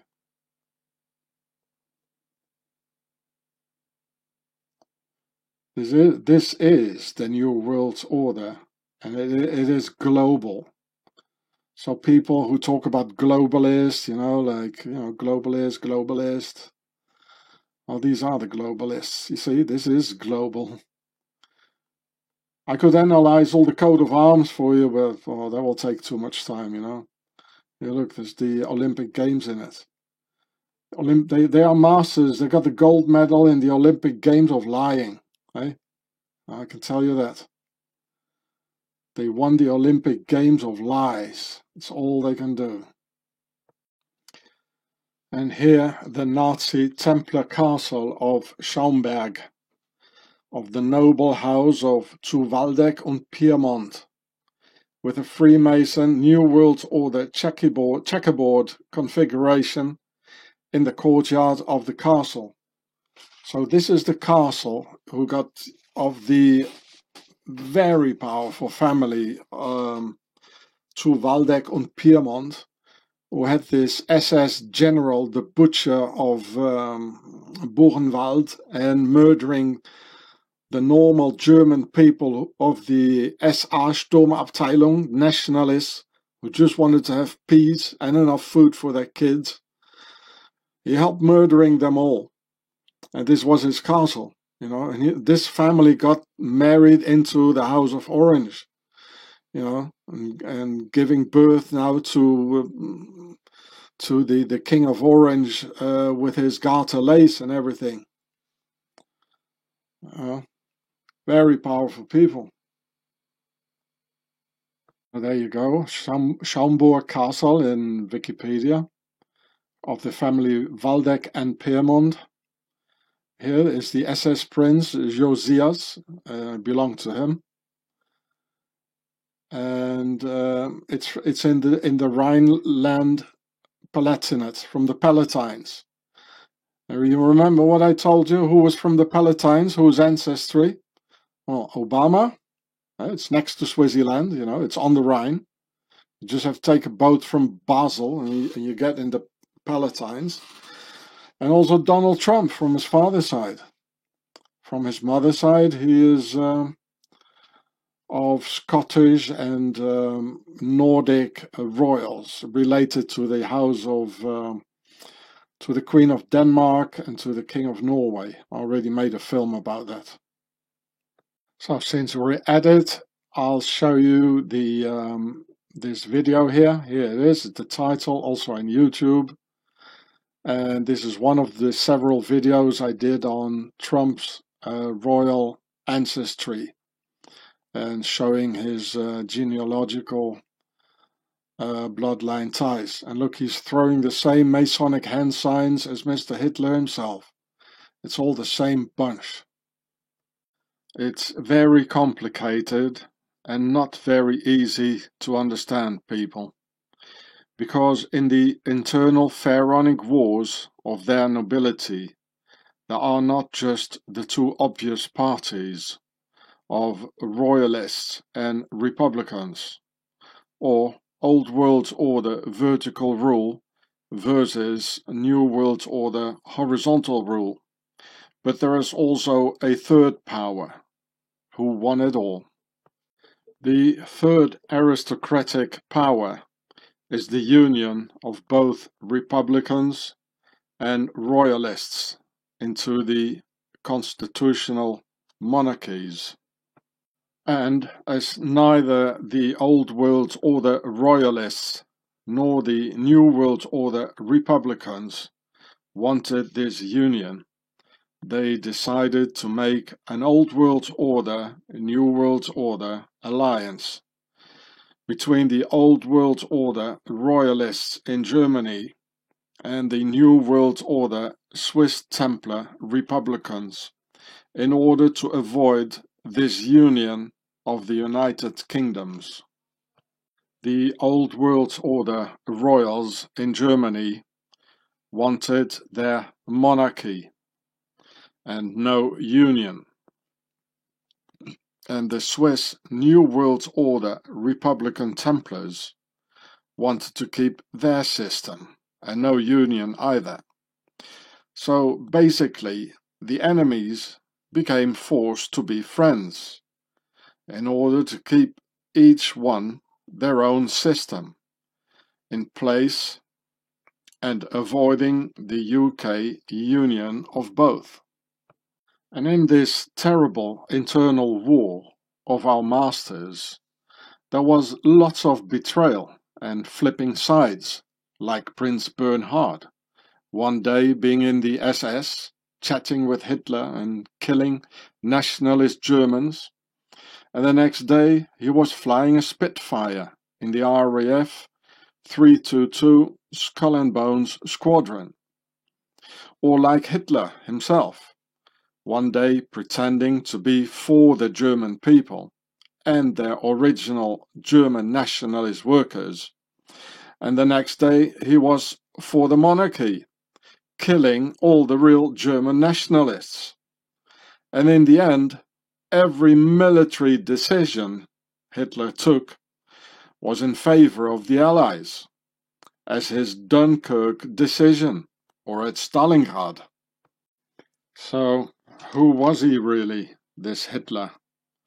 Was he a spy for the Order of the Garter Union, and therefore making Germany lose the war with his incredible, unlogical, strategical decisions? Well, Hitler definitely was against the German people, with 1 million non-jaywalker Germans murdered in the concentration camps, and deliberately bringing total havoc over Germany. In fact, Hitler and his Nazis were all Freemasons, giving Freemason hand signs all over, with their square and compass swastika, the SS for the goddess Isis, and Skull and Bones Totenkopfverbände. And when I found this in a video, Hitler doing the same as all the Freemason hand sign as all the other politicians, I made a video about it about 10 years ago. And I had many more other Nazis like GIUREH doing the hidden hand, but FuckTube took it off because, well, apparently Google are friends with the Nazis. They also deleted my film, they censored my videos like Auschwitz made in Switzerland and Switzerland financed the Shoah. So Google are definitely friends with the Nazis, eh? And in the end, Hitler betrayed the German monarchists after they had helped him into power. I mean, look at what happened. After 2 world wars, there were no more real monarchies. World War I ended the German monarchy in 1918, the Turkish monarchy of the Caliphate in 1923, and the rest of the monarchies. And after World War II, it was the end of the Japanese monarchy, forced to become a member of the Order of the Garter and accept its union. And many more monarchies disappeared after World War II. Then, after the war, the Order of the Garter just created a whole bunch of constitutional union kings out of nowhere. As in Spain in 1978, after half a century without any Spanish king at all, or in Iran in 1941, as can be seen here, even before the end of World War II, creating the Shah Mohammed Reza with an octagon star of the Order of the Garter, probably, or like in Saudi Arabia, creating the king in 1932, all puppets of the British royals, as Gaddafi had put it. Of course, in reality, all these created Union kings are all puppets of the Order of the Garter, a worldwide phenomenon. This is why in the United Kingdoms you have the House of Lords, which is a royal house of descendants of the old world order, vertical rule, and the House of Commons by the horizontal rule, Republican Templars, who are also aristocrats. But as they don't belong to the primogeniture, well, the last ones of course, they are almost considered commoners by the lords. But as they're not entirely commoners, they are called commons. So the masters have three options: New World Order, Old World Order, and the union of both, which therefore also is the concept of three, which is them. And if you add the slaves and fourth force to that, you get the concept of four, meaning us. So this here, in fact, is the principle of the Order of the Garter in practice. So here you see the lion with the crown on its head, and where it says Dieu, God, because it's the divine right of the nobility, of the kings. And on this side is the unicorn, the Templar's horse, the new Templar's horse, with the phallic symbol on its head, and where it says Mon droit. And look, they both have the same crest. In red, of course, for the House of Lords. As I told you, that red is them, our masters of the red house, per tasser, of Pharaoh. And still white in it, being the gate, behind which the monarchists are trapped by the Knights Templars in white. When they show it the other way around, with a red Old World Order gate holding the white Templars in, that has to do with their internal war, which you can see here. You see, here's the other way around. Here it has a red gate and a white underground. And the crest has loads of squares and circles for square and compass. You see, there are a lot of squares in it here. And here's also here, and here's the circle, and here also a lot of circles. So it definitely says square and compass. Here you can see the House of Commons of the United Kingdoms. And here is the logo with a green gate. And here it has a yellow gate on green. And it all has a meaning. But usually this should be a white gate, and this yellow should be white as well. You can see that. Here's green on white, but it should be white on green. The same one here should be the other way around, which I will show you now. The House of Commons has the same white New World Order Templar prison gate to keep those in as low as the grass, also considered as criminals. And that's why the Auschwitz death logo for the inversed pyramid of death was green for the criminals. Thus, for all the vaccinated Israelis today, where the jaywalkers in Israel need to wear the Green Pass badge for those who have Pharaoh's poison in their veins. Because green in Auschwitz was the color for the professional criminals. And the people are being seen by Pharaoh as low-grass criminals by our masters, and part of the satanic inversed speech, as in fact our pharaonic masters are the real criminals, and not we the people. Now the United Kingdoms have a new parliament logo in blue for their war against us. Pharaoh's blue war crown. It seems that the new parliament logo in blue for the new war against their slaves got inaugurated in 2019, right in time for their new global bug war against their slaves. So here you can see that again, the Parliament of the United Kingdom, and this is their new logo here. They call it the Parliament of United Kingdom of Great Britain and Northern Ireland, and it gives the impression, you know, that the thing that is united is like Northern Ireland, Wales, Scotland and England.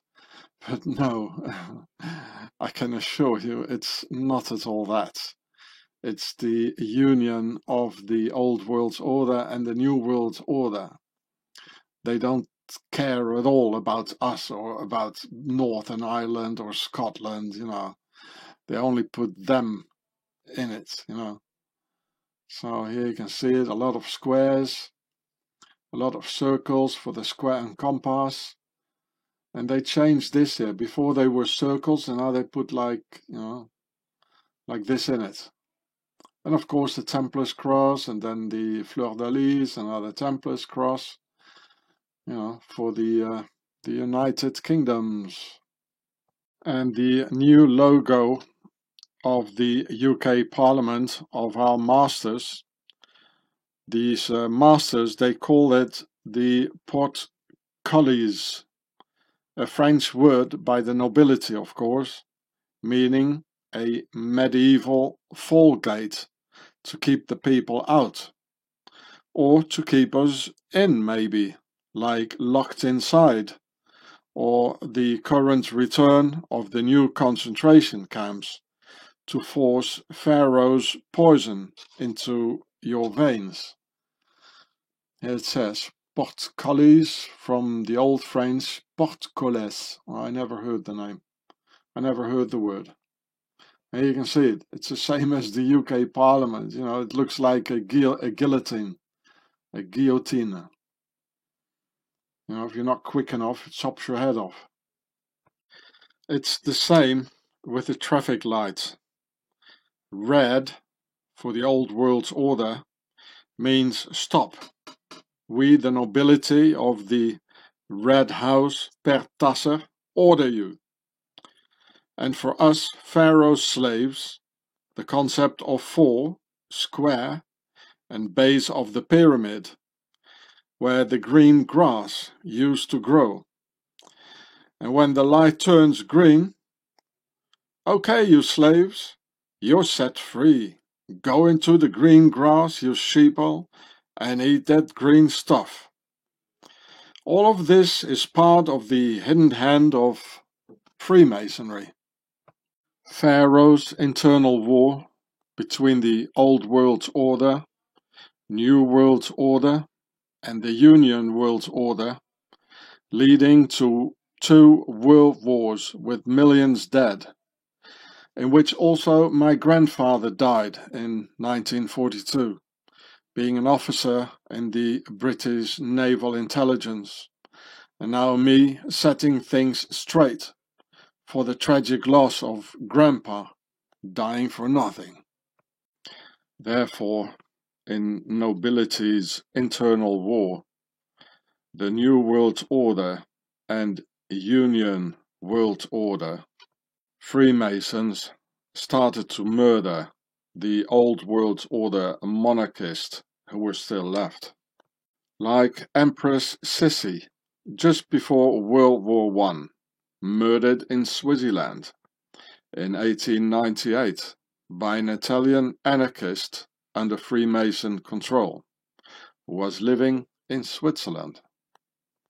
Or the Archduke Franz Ferdinand of Austria, killed by the Black Hand, the hidden Black Hand Freemason organization in 1914, and many others, leading to 2 world wars. And many other monarchs and monarchists were murdered in this era, of whom we'd never heard of. So an archduke, that means he's going to be the emperor of a very, very big and powerful monarchy of Austria. And here you can see their logo. There we go. And you can see a Templar's cross here, the skull and bones. Here again, the skull of death. So that's typical Freemasonry. And the Black Hand, it's the hidden hand of Freemasonry. So it's very, very clear. It's the same, the ones who had Empress Sissi murdered. The anarchists were under control of Freemasons, and the head center, which I explain in that film, is in Swaziland. The New World Order Templars murdered the Old World Order monarchists in their internal war, and consequently millions of Europeans pushed by the nobility into these terrible wars in which the people got annihilated, believing all these pharaonic lies and arguments for global war, just as today's sort of global war and the lies, to push us into that. The internal nobility war was also the reason for the Nazi deputy Führer Rudolf Hess to fly to Scotland in 1941 to see the Duke of Hamilton in order to warn the British nobility against Hitler's coming betrayal against the monarchists. As Hitler was a New World Order Freemason and Swiss Nazi Templar agent, lying to everyone, deliberately betraying the German people and the German monarchists. Hess was born in Egypt, land of Pharaoh, and he had hoped to find real monarchic aristocracy in England in his mission for the German monarchy in order to unite English and German monarchists. Only problem, in the United Kingdoms there are no more real monarchists, as they all belong to the Unionists of the Order of the Garter. The Union of the New World Order horizontally and the Old World Order vertically. And all of this is part of Pharaoh's internal war with Pharaoh's nobility leading us all to the slaughterhouse in 2 world wars, with their dumb slaves, the sheeple, believing every lie the masters chew out for them through the king's media liars. This is Wikipedia about Rudolf Hess. Well, he doesn't look very German, he looks very Turkish. Well, that was born, that was, because he was born in the Ottoman Caliphate, the Ottoman Empire. Here, look. Hess was born in Alexandria in Egypt. Here, in Egypt. Part of the Ottoman Empire, but under a British occupation. And it goes on here. The Protectorate of Sir Evelyn Baring. Oh, look. He's almost slipping his hand inside there.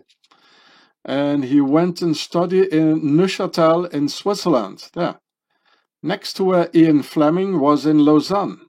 They all knew each other, people. And so Hess youth in Egypt, you know, he had a lifelong contempt for non-white peoples, together with a strong admiration for the British Empire. You know, that's why he did the flight, and hoping to find some British monarchists. So Rudolf Hess thought he had to do with the British monarchists when he flew to Scotland, through contacting the Duke of Hamilton, not knowing that there are no more real monarchists in England, who therefore all belong to the Order of the Garter, the union of monarchists and Templars of the United World Order. The whole thing is interesting to read. It's also about his flight. Well, you can look at it yourself. And that was Hess's fatal mistake. Hitler, of course, was fully aware of the United World Order and the union of New World Order Templar Republicans and Old World Order monarchists, as he got fully initiated in Swaziland in 1923 at the Freemason Lodge of Zurich during his visit to Swaziland. So here you see the Duke of Hamilton, and you can read the well, I mean, they all knew about why Hess actually, why he flew to Scotland and to see Hamilton. They all knew it, but of course they're not going to tell their slaves. Yeah, the Second World War, the Hess affair, very interesting, but well, they're not going to tell you what it was really about. I mean, they all knew it. I mean, if I know this all, I mean, you know that they knew it all, right? Yeah, look, there it is.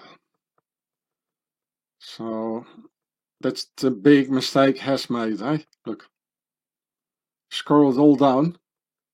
Here, he was a member of the House of Commons. I just showed you that before. There they are. As you can see here, this guy is an aristocrat, a duke. So the House of Commons, they are pharaohs and aristocrats themselves. You all see the green cloth on the table, you know, and the green floor, because that's us, you know, the grass down at the pyramid, right? And here it is. He was appointed to the Order of the Thistle, and the Order of the Thistle, that's the Scottish equivalent of the Order of the Garter. Here, look, if I'm gonna punch on it, it doesn't say here yet. Look, there we go. And their motto is "Nemo me impune lacessit." That means no one provokes me with impunity. Hey, Mr. Rudolf Hess. Oh, that's what happened to you, eh? Look, I'll show it to you. It's all the same thing, and Hess he was not aware of this. Oh, here it is. It's the equivalent in England. It's equivalent in England, the most noble order of the Garter. There you go. And they all belong to it. So this is the third party. And Hess, he wasn't aware of this. He only thought there was the Templar New World Order and the Old World Order monarchists. He didn't understand this. So this is very interesting. Well, you can all read it yourself. And here is your thistle, like the Order of the Thistle, which is like the Scottish Order of the Garter, to which the Duke of Hamilton belonged to. And this thistle here, the Knights Templars, they call it Cardabel. And probably because it looks like the sun, Amun-Ra. Yeah, you see it's a thistle. And it grows in the south of France. So the Order of the Thistle has nothing to do with Scotland or England. as has nothing of our rulers have to do anything with Europe. I mean, they're not from here. And this was in the Templars town of La Couvertoirade, which I filmed for you in this video. So you can see it here at 43 minutes, but you should watch the whole film. It's more than 1 hour. And you were lucky it was not on my old channel GIUREH, because then it would have been gone. And here's the title, and it's on my channel here, like today. I'm using today. So this is the origins of the Order of the Thistle. Right? And I wonder if all of this, apparently Rudolf Hess, he was not really aware of all of this. There you go. There's the Order of the Thistle by the Knights Templars in La Couvertoirade in the south of France. Here, Mr. Hess, you shouldn't have listened so much to Mr. Hitler, but you should have looked to the list of knights and ladies of the Garter in Wikipedia. Okay.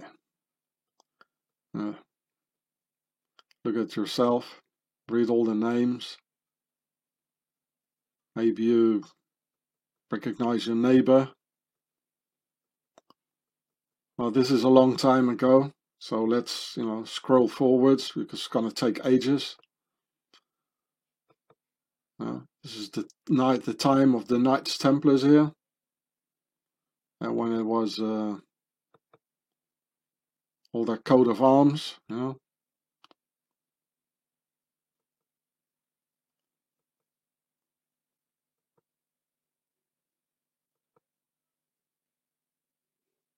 And here, look at this. The Earl of Buckingham.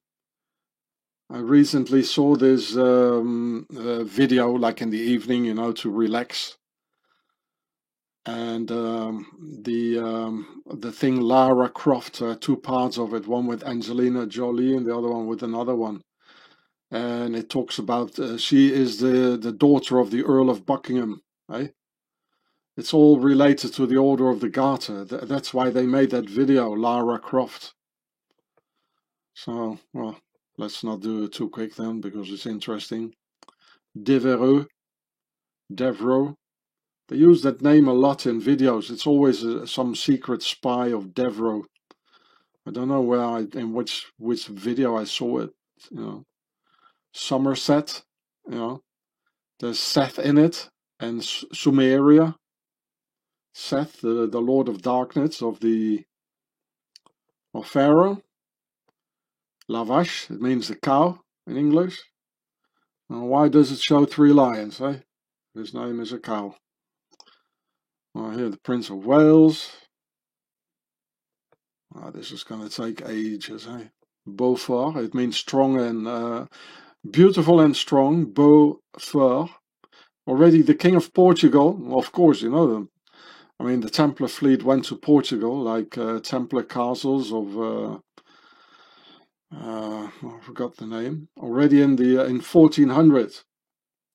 And the Templars were just burned, and persecuted in France not only 100 years ago. And he's already on the King of Portugal in the Order of the Garter. There's also a list of the Order of the Thistle, but I mean, I'll let you look at it yourself. Eh?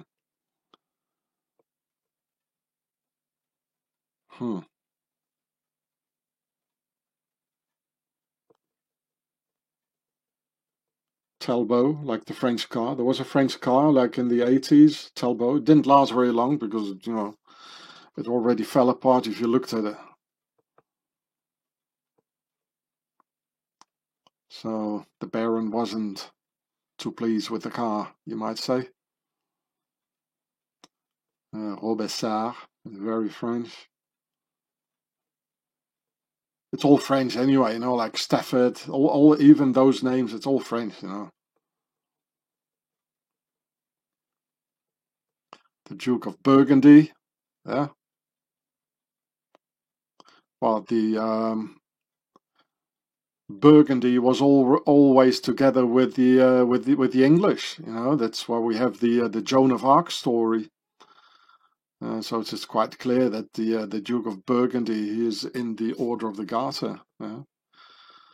So, you know, Rudolf Hess, why didn't you know this, eh? Or maybe you did know. The Duke of Austria, conspiring against the Emperor of Austria, of course. You know, well, he looks like a guy doing into conspiracies, right?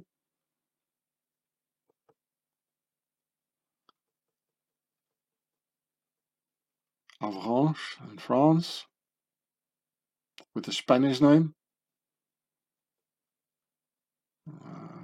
Brunswick, that's in Germany. Sounds English, but they're also in England. Bourchier, French. Frederick III, well. And the great King Frederick the Great, he was an example of Mr. Hitler. He took his painting everywhere. But that's the Frederick coming after that one here. It was a bit later. Jasper Tudor. Bonneville, very French. It's all very French. Plantagenet, it's all French. This is, out of this house is the king to which all American presidents are related to. As Brigitte d'Avignon showed us. Right? Merci beaucoup, chère princesse. Baron Herbert, Earl of Douglas. Well, it's the Duke of Douglas Hamilton, eh? The Duke of Burgundy, Wiltshire, Maltravers. Travers, it meaning passing through, and mal, it means no good. So it was not good passing through. Probably not good passing through France for them.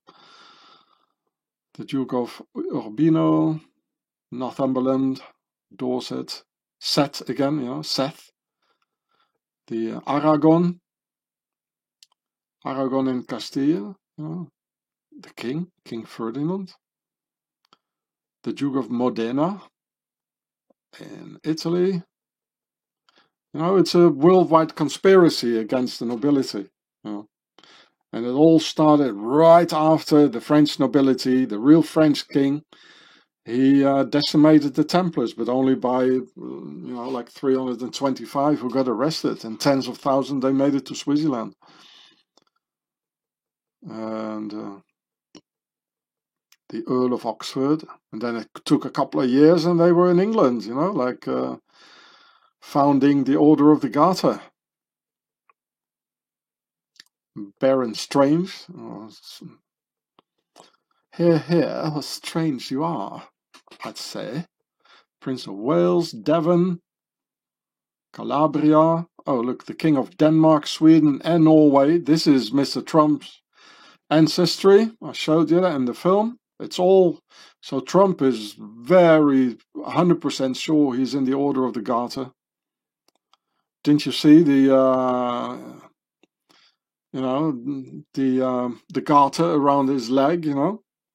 Well, this is what his wife probably saw, and that's why at a certain moment they were having internal problems with each other.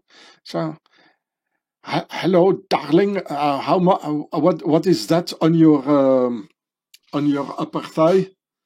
Because she's a foreigner, eh? From what is it? Czechoslovakia. Stafford. King of Portugal. You know, the nobility had no chance at all. The Medici, oh. The Archduke of Austria, Ferdinand, not to be conferred with the Viscount, with the one who got killed in 1914. Oh, here, the King of France. How is that possible? Of course, that's afterwards. You know. Afterwards, it was, you know, the Templars. They were in it. The King of Scotland, Or sometimes they had to pretend to be part of the Order of the Garter to prevent a war, build up your army in the meantime, and then strike back, and then throw the Garter in the garbage can for a while. Eh? It's all about, you know, a lot of betrayal. Another king of France, probably pretending. But I mean, the real king of France, the real king fighting all this, that was Philip the Fair. Well, it's an endless list. I could make just one video. Warwick, wicked and war. Yeah, wars are wicked. Eh? Bedford, for like from for, meaning strong in English. And the guy is strong in bed. Eh? How many sons did he have? Worcester, Hereford. I know that name. Oh, there's another story. Another king of Denmark and Norway. Hey, Mr. Trump. Well, you know that.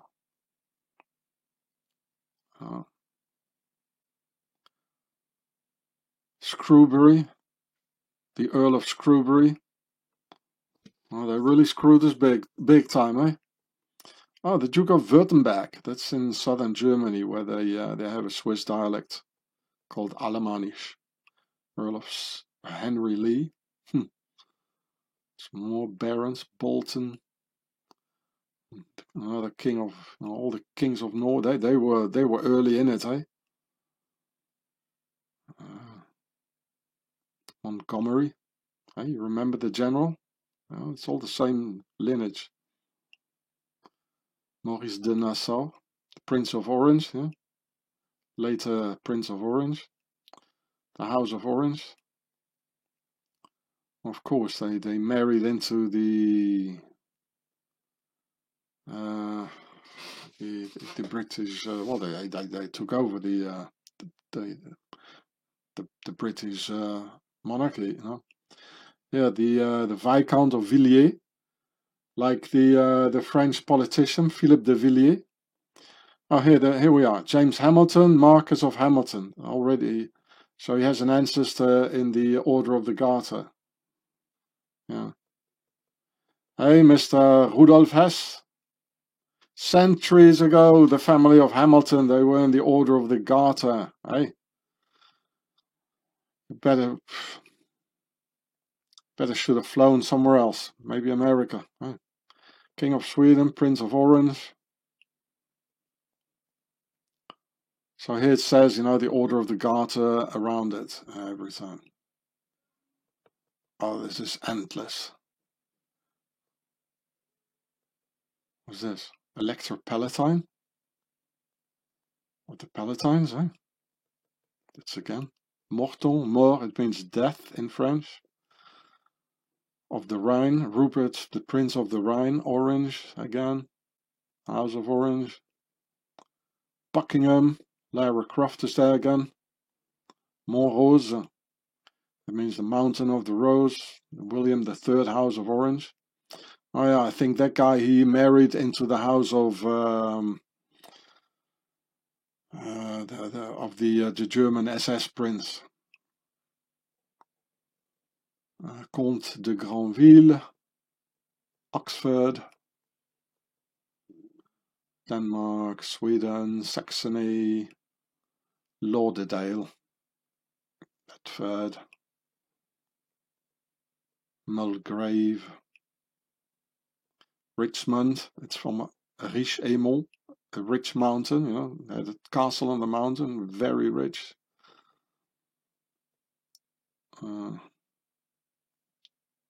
Ormonde. Monde, it means the world, and or, it means gold. The world of gold. You know, it all belongs to them, eh? Screwbury. Hanover. Oh, the House of Hanover. Queensbury. Godolphin. good old Finn, eh? Oh. Duke of Argyll. The Argyll and Sutherland Highlanders. Hey? Duke of Hamilton, there he is again. Look at that. Hey, Rudolf Hess, come on here. Go look at my video. The Earl of Poulet, it means a chicken. And the French chicken, you know that the chicken or the rooster is the national symbol of France. And it represents, of course, the falcon of Horus. And here's the Earl of Poulet. Halifax, Lüneburg in Germany. See, Brunswick, Lüneburg. It's in Germany. Duke of St. Albans. There's the St. Albans in Basel, Switzerland. Beauclerc. That's his name. Beauclerc. They write here Beauclerc like this, but it means beautiful and clear. Or fair, like Philip the Fair. But it's written in over the times, it got a different way of writing, right? Sunderland, Lincoln, the Earl of Lincoln. Well, President Lincoln, right? Roxburgh, Townshend, Walpole, Burlington, Arlington, Hesse Kassel. I think they were deep into Nazism, the Royal House of Hesse. Yes, they were. Oh, look, the Duke of Saxe-Gotha-Altenburg. And there were also the Margrave of Brandenburg-Ansbach, the Duke of Leeds,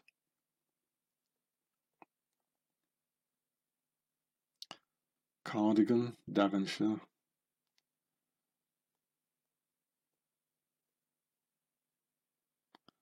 the second Earl Temple, Grenville Temple. What temple, eh? What Templars, eh? Prince of Wales, why is it in yellow?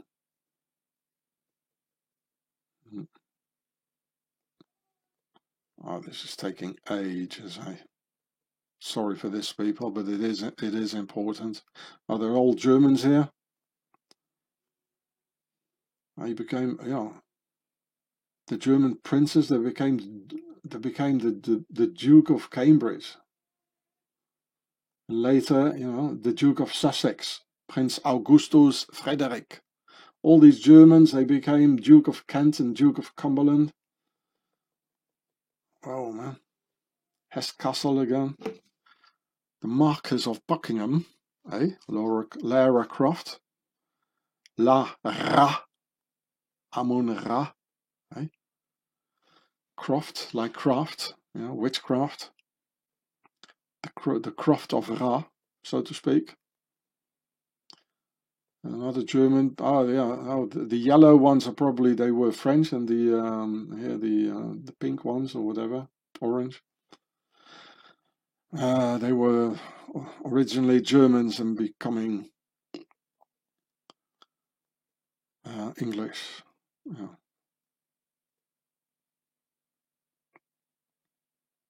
Lonsdale,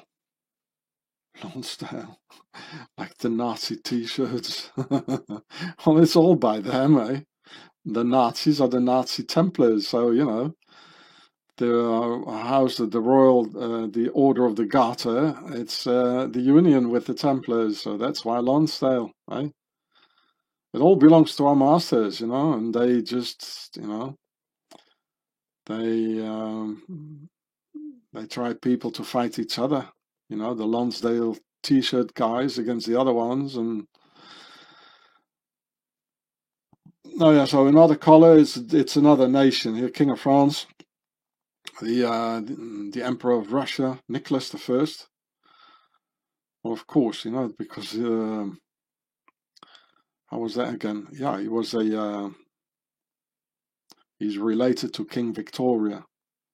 Nicholas II, he was the grandson of Queen Victoria.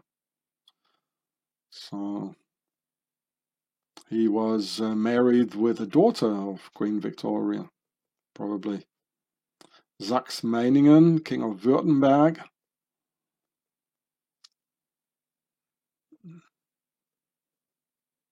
Hamilton again, there you are, Alexander Hamilton,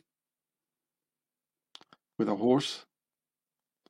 And afterwards they changed the horse with an airplane. Prussia, Saxony, Chandon, King Louis Philippe. Louis Philippe, he was the guy who the French Foreign Legion was founded when he was ruling over France, but he was not a real king anymore.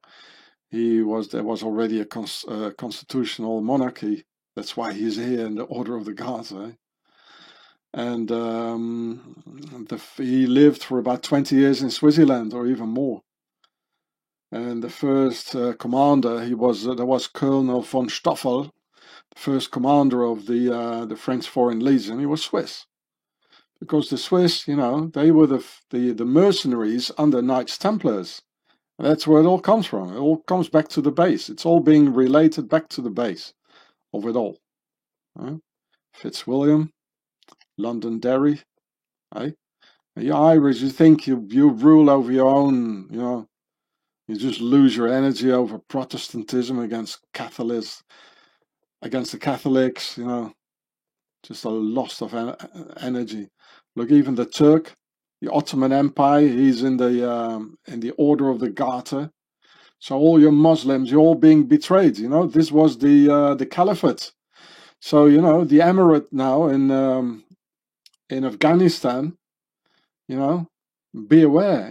Don't call yourself an Emirate, because it's from an Emir. It's from these sort of guys, and they're all in the Order of the Garter. They're all Templars and Pharaohs. And this was a Caliphate, Abdul Majid #1 in the Order of the Garter. Hey, you Turks listening to me, look at this. Hey, don't look down now and stop talking about jaywalkers all the time. It's just a waste of time. It's not a jaywalker, your Caliph. Hey, it's the Shaitan, King of Portugal, Wales, Harrowby, Newcastle, Prussia.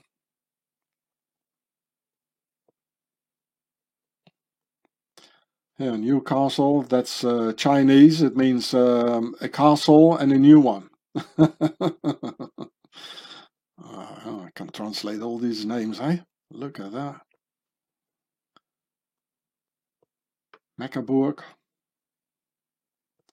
It gets so boring, I have to make some jokes, eh?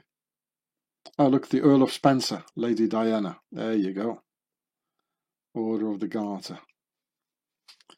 So, Lady Diana, she was in the Order of the Garter. There's no doubt, eh? No doubt at all. Look, almost looks like Crowley. He's related to it, eh? Aleister Crowley. And again, Aleister Crowley, he had his Boleskine House, sorry. I knew there was something wrong.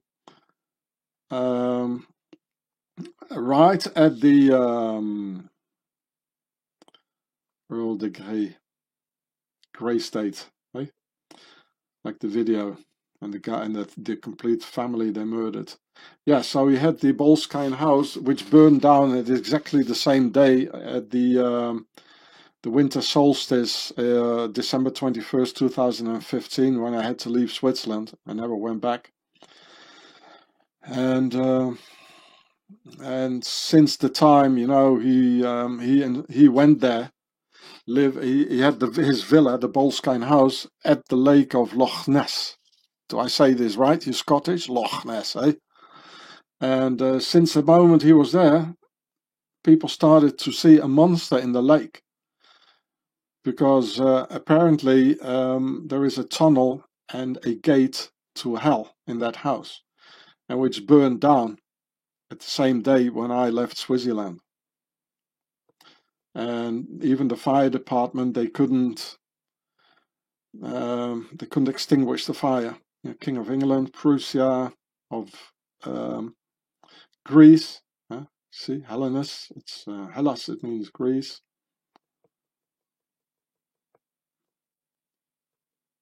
Bedford, Russia, Norway, Spain, Saxony, Netherlands, here again, the House of Orange, deep into it, very deep. Wales, Argyll, you know, it's been written Argyll, but you say Argyll. Ah, here, Battenberg, it's very German. Berg means a mountain, like the Bilderbergs, right? And Mount Battenberg, yeah. And the one of them was killed by the IRA. Londonderry, Württemberg, Naples, the mafia.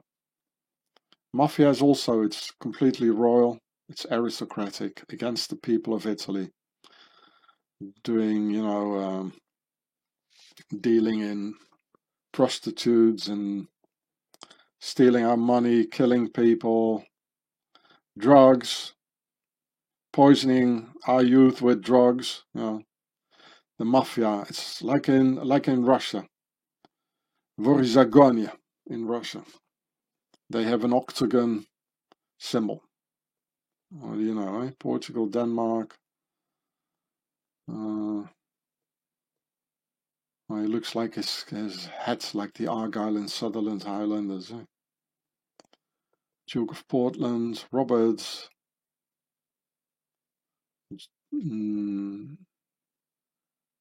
Frederick. I guess this is Frederick the Great, eh? This one. Germany. I knew he was a Freemason, Frederick the Great. Napoleon, that's why Napoleon went to visit him as well. I showed you once that video with the German coin with a swastika on it. Somebody stole it off me. Maybe the Swiss police. It's not there anymore. Spain, Russia, Austria, Aosta in Italy, Portugal. Oh look, Persia. Order of the Garter. That's why they just installed, you know, the British Empire. They just installed Shah Reza in Iran, and the Iranians didn't like it very much. They said, "Go away, go back to England. Hey, fuck off." And that's what happened. They saw it right, you know. But again, the same ones ruling still over Iran again, you know. Just put on another jacket, like an Islamic jacket, like, you know, but they are the same ones. Emperor of Japan, Sweden, Württemberg, Baden, the Duke of Richmond, the Rich Mountain, Norway, they're all into it. Portugal, Queen Mary, Earl of Minto, what's that? The Governor General of Canada, you know. That's all what they became, you know. All these dukes ruling over Canada. And Japan, the Emperor of Japan, Earl of Spencer again, Charles Spencer. Was that probably the grandfather of Lady Di? Earl de Beauchamp, the King of the Belgians, Kitchener. Oh, there he is, the butcher of 28,000 defenseless white Christian children in British-made concentration camps. The butcher Kitchener, Lord Kitchener, with Lord Winston Churchill, his pal, another butcher and a liar. We're all liars. They're terribly good at lying. Oh, Arthur Balfour, the Balfour Declaration, King of Romania, also Oxford and Asquith, Lonsdale again, Skinheads again, King of the Belgians, Yarborough, Clarendon, and Georges Villiers.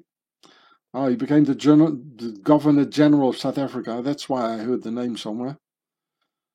That's also how South Africa got betrayed, eh? It's all there, you know, by secret lodges like Order of the Garter, and sneaking the royalists taking over South Africa, you know, just sneaking in there. Yeah. Another one in his First World War uniform, sending the people in to die. Well, he didn't die, you know, he lived until 1937. Or what is it? 1944. They don't die, they never die. Yugoslavia, look, the Prince of Yugoslavia, Romania, Greece, Zetland, where is that? Oh, there she is, Wilhelmina, the Queen of the Netherlands, and she was born into that house of the SS Prince. Oh, the name slipped away, I'm sorry. Waldeck-Pyrmont, the house of Waldeck-Pyrmont. And her mother was a Waldeck-Pyrmont, a princess of Waldeck-Pyrmont. Remember? Oh, there he is, Mountbatten. Yeah, he got killed by the IRA, or a descendant of him, Hungerford. Montgomery. Oh, look at that, General Montgomery. He's the first Viscount. Another aristocrat. Well, of course he is. Didn't you know? Like in France at the same time, there was a General Leclerc d'Haute Cloque. They all are aristocrats. Maybe that's why Patton didn't like him. He was talking like this. Oh, hello, General Patton. Do you like a tea? Well, get lost, mate.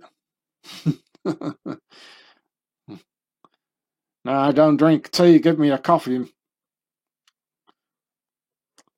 The Queen, Philip, you know, all Order of the Garter. Well, you knew that. Scarborough, Fortescue, Denmark. Oh, there he is, the other butcher, Winston Churchill. Sir, son of a duke of the Palace of Blenheim. He was born in a castle. It doesn't say he's from a duke, eh? Because he was the prime minister, or was he? So, you know, they have to hide it a little bit. Oh, the Emperor of Ethiopia. Oh, even him. Sir Anthony Eden. Later he became the Earl of Avon. King of Sweden. Rupert Guinness.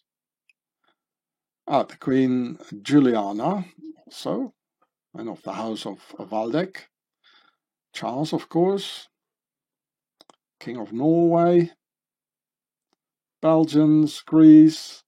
Another Templar, Gerald Templar. Like the TV series, the Saint, you know, Simon Templar. That's why they call it Simon Templar. Roger Moore, he lived like an aristocrat in the motherland of all evil. Cobham, a Viscount. Baronet, it means a baron, yeah. Baroness. Rhodes, Moore, ah, he got more, like Roger Moore.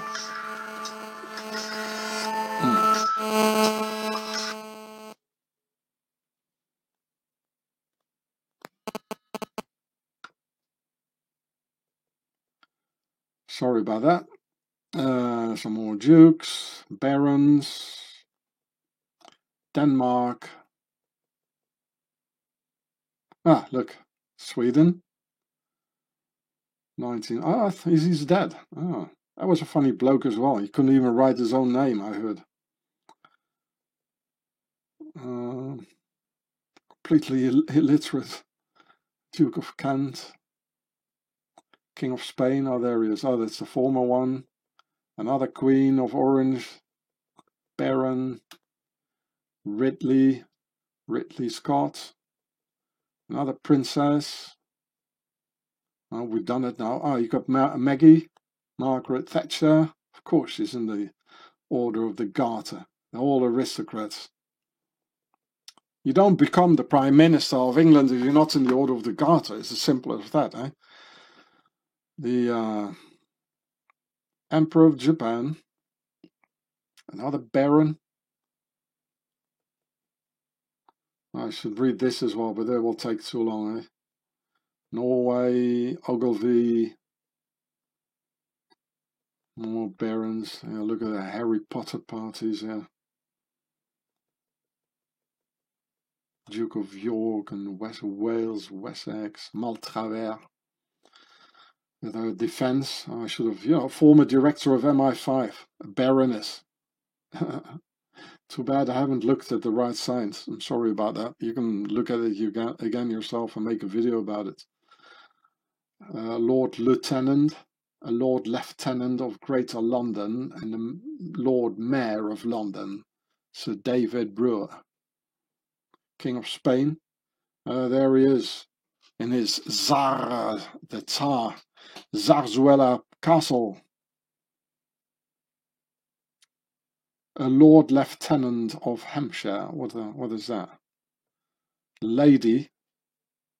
It doesn't look like a lady very much. It looks a bit like that English comedian. You got King of the Netherlands, Order of the Garter, Mary Peters, the Lord Lieutenant of Belfast, and Gascoigne. Here all the coat of arms. The Templars crosses in it, the ships of the Knights Templars, the checkerboards of the Freemasons, and other Templars cross here. More, this is like the like they have in the order of the and here too. I forgot the name of it. The to close the gate, what's in the House of Commons and the House of Lords. The crescent moon of the Muslims, because they were all together. Yeah, Nazi stuff here. Crescent moon. The Grail, our blood is here. The Olympic Games.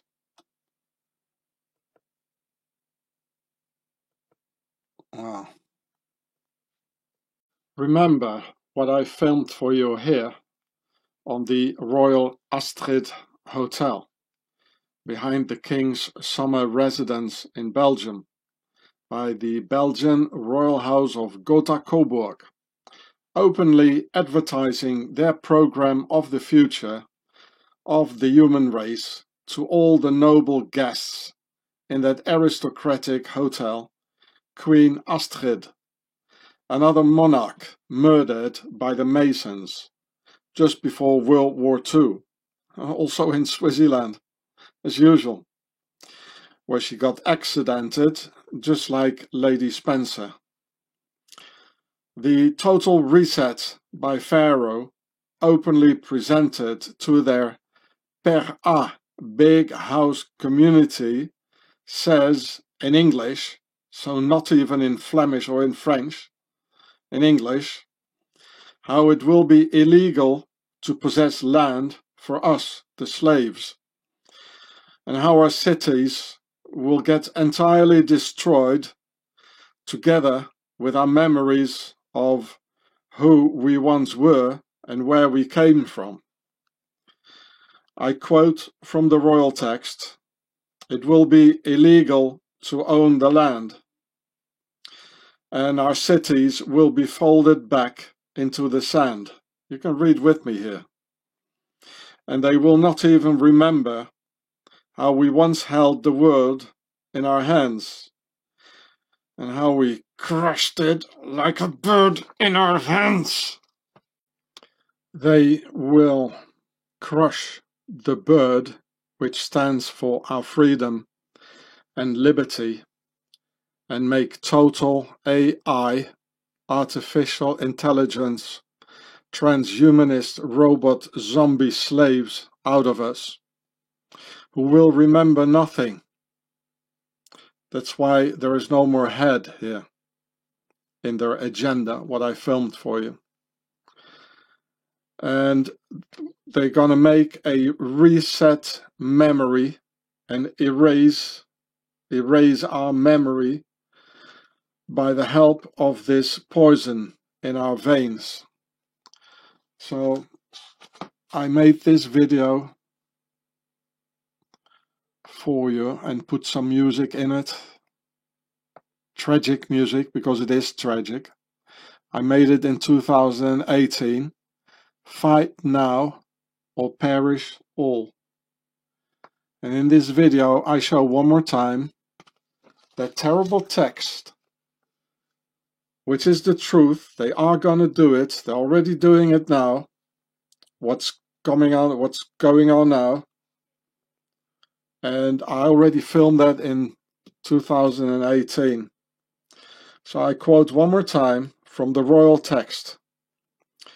It will be illegal to own the land, and our cities will be folded back into the sand, and they will not even remember how we once held the world in our hands, and how we crushed it like a bird in our hands.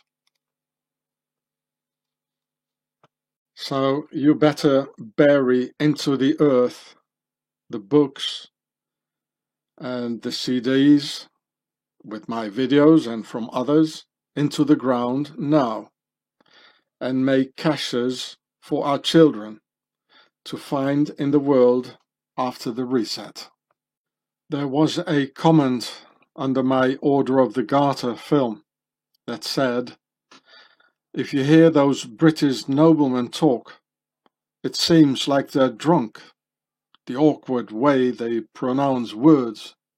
To which I'd like to add, I saw the woman drunk with the blood of the saints and with the blood of the martyrs.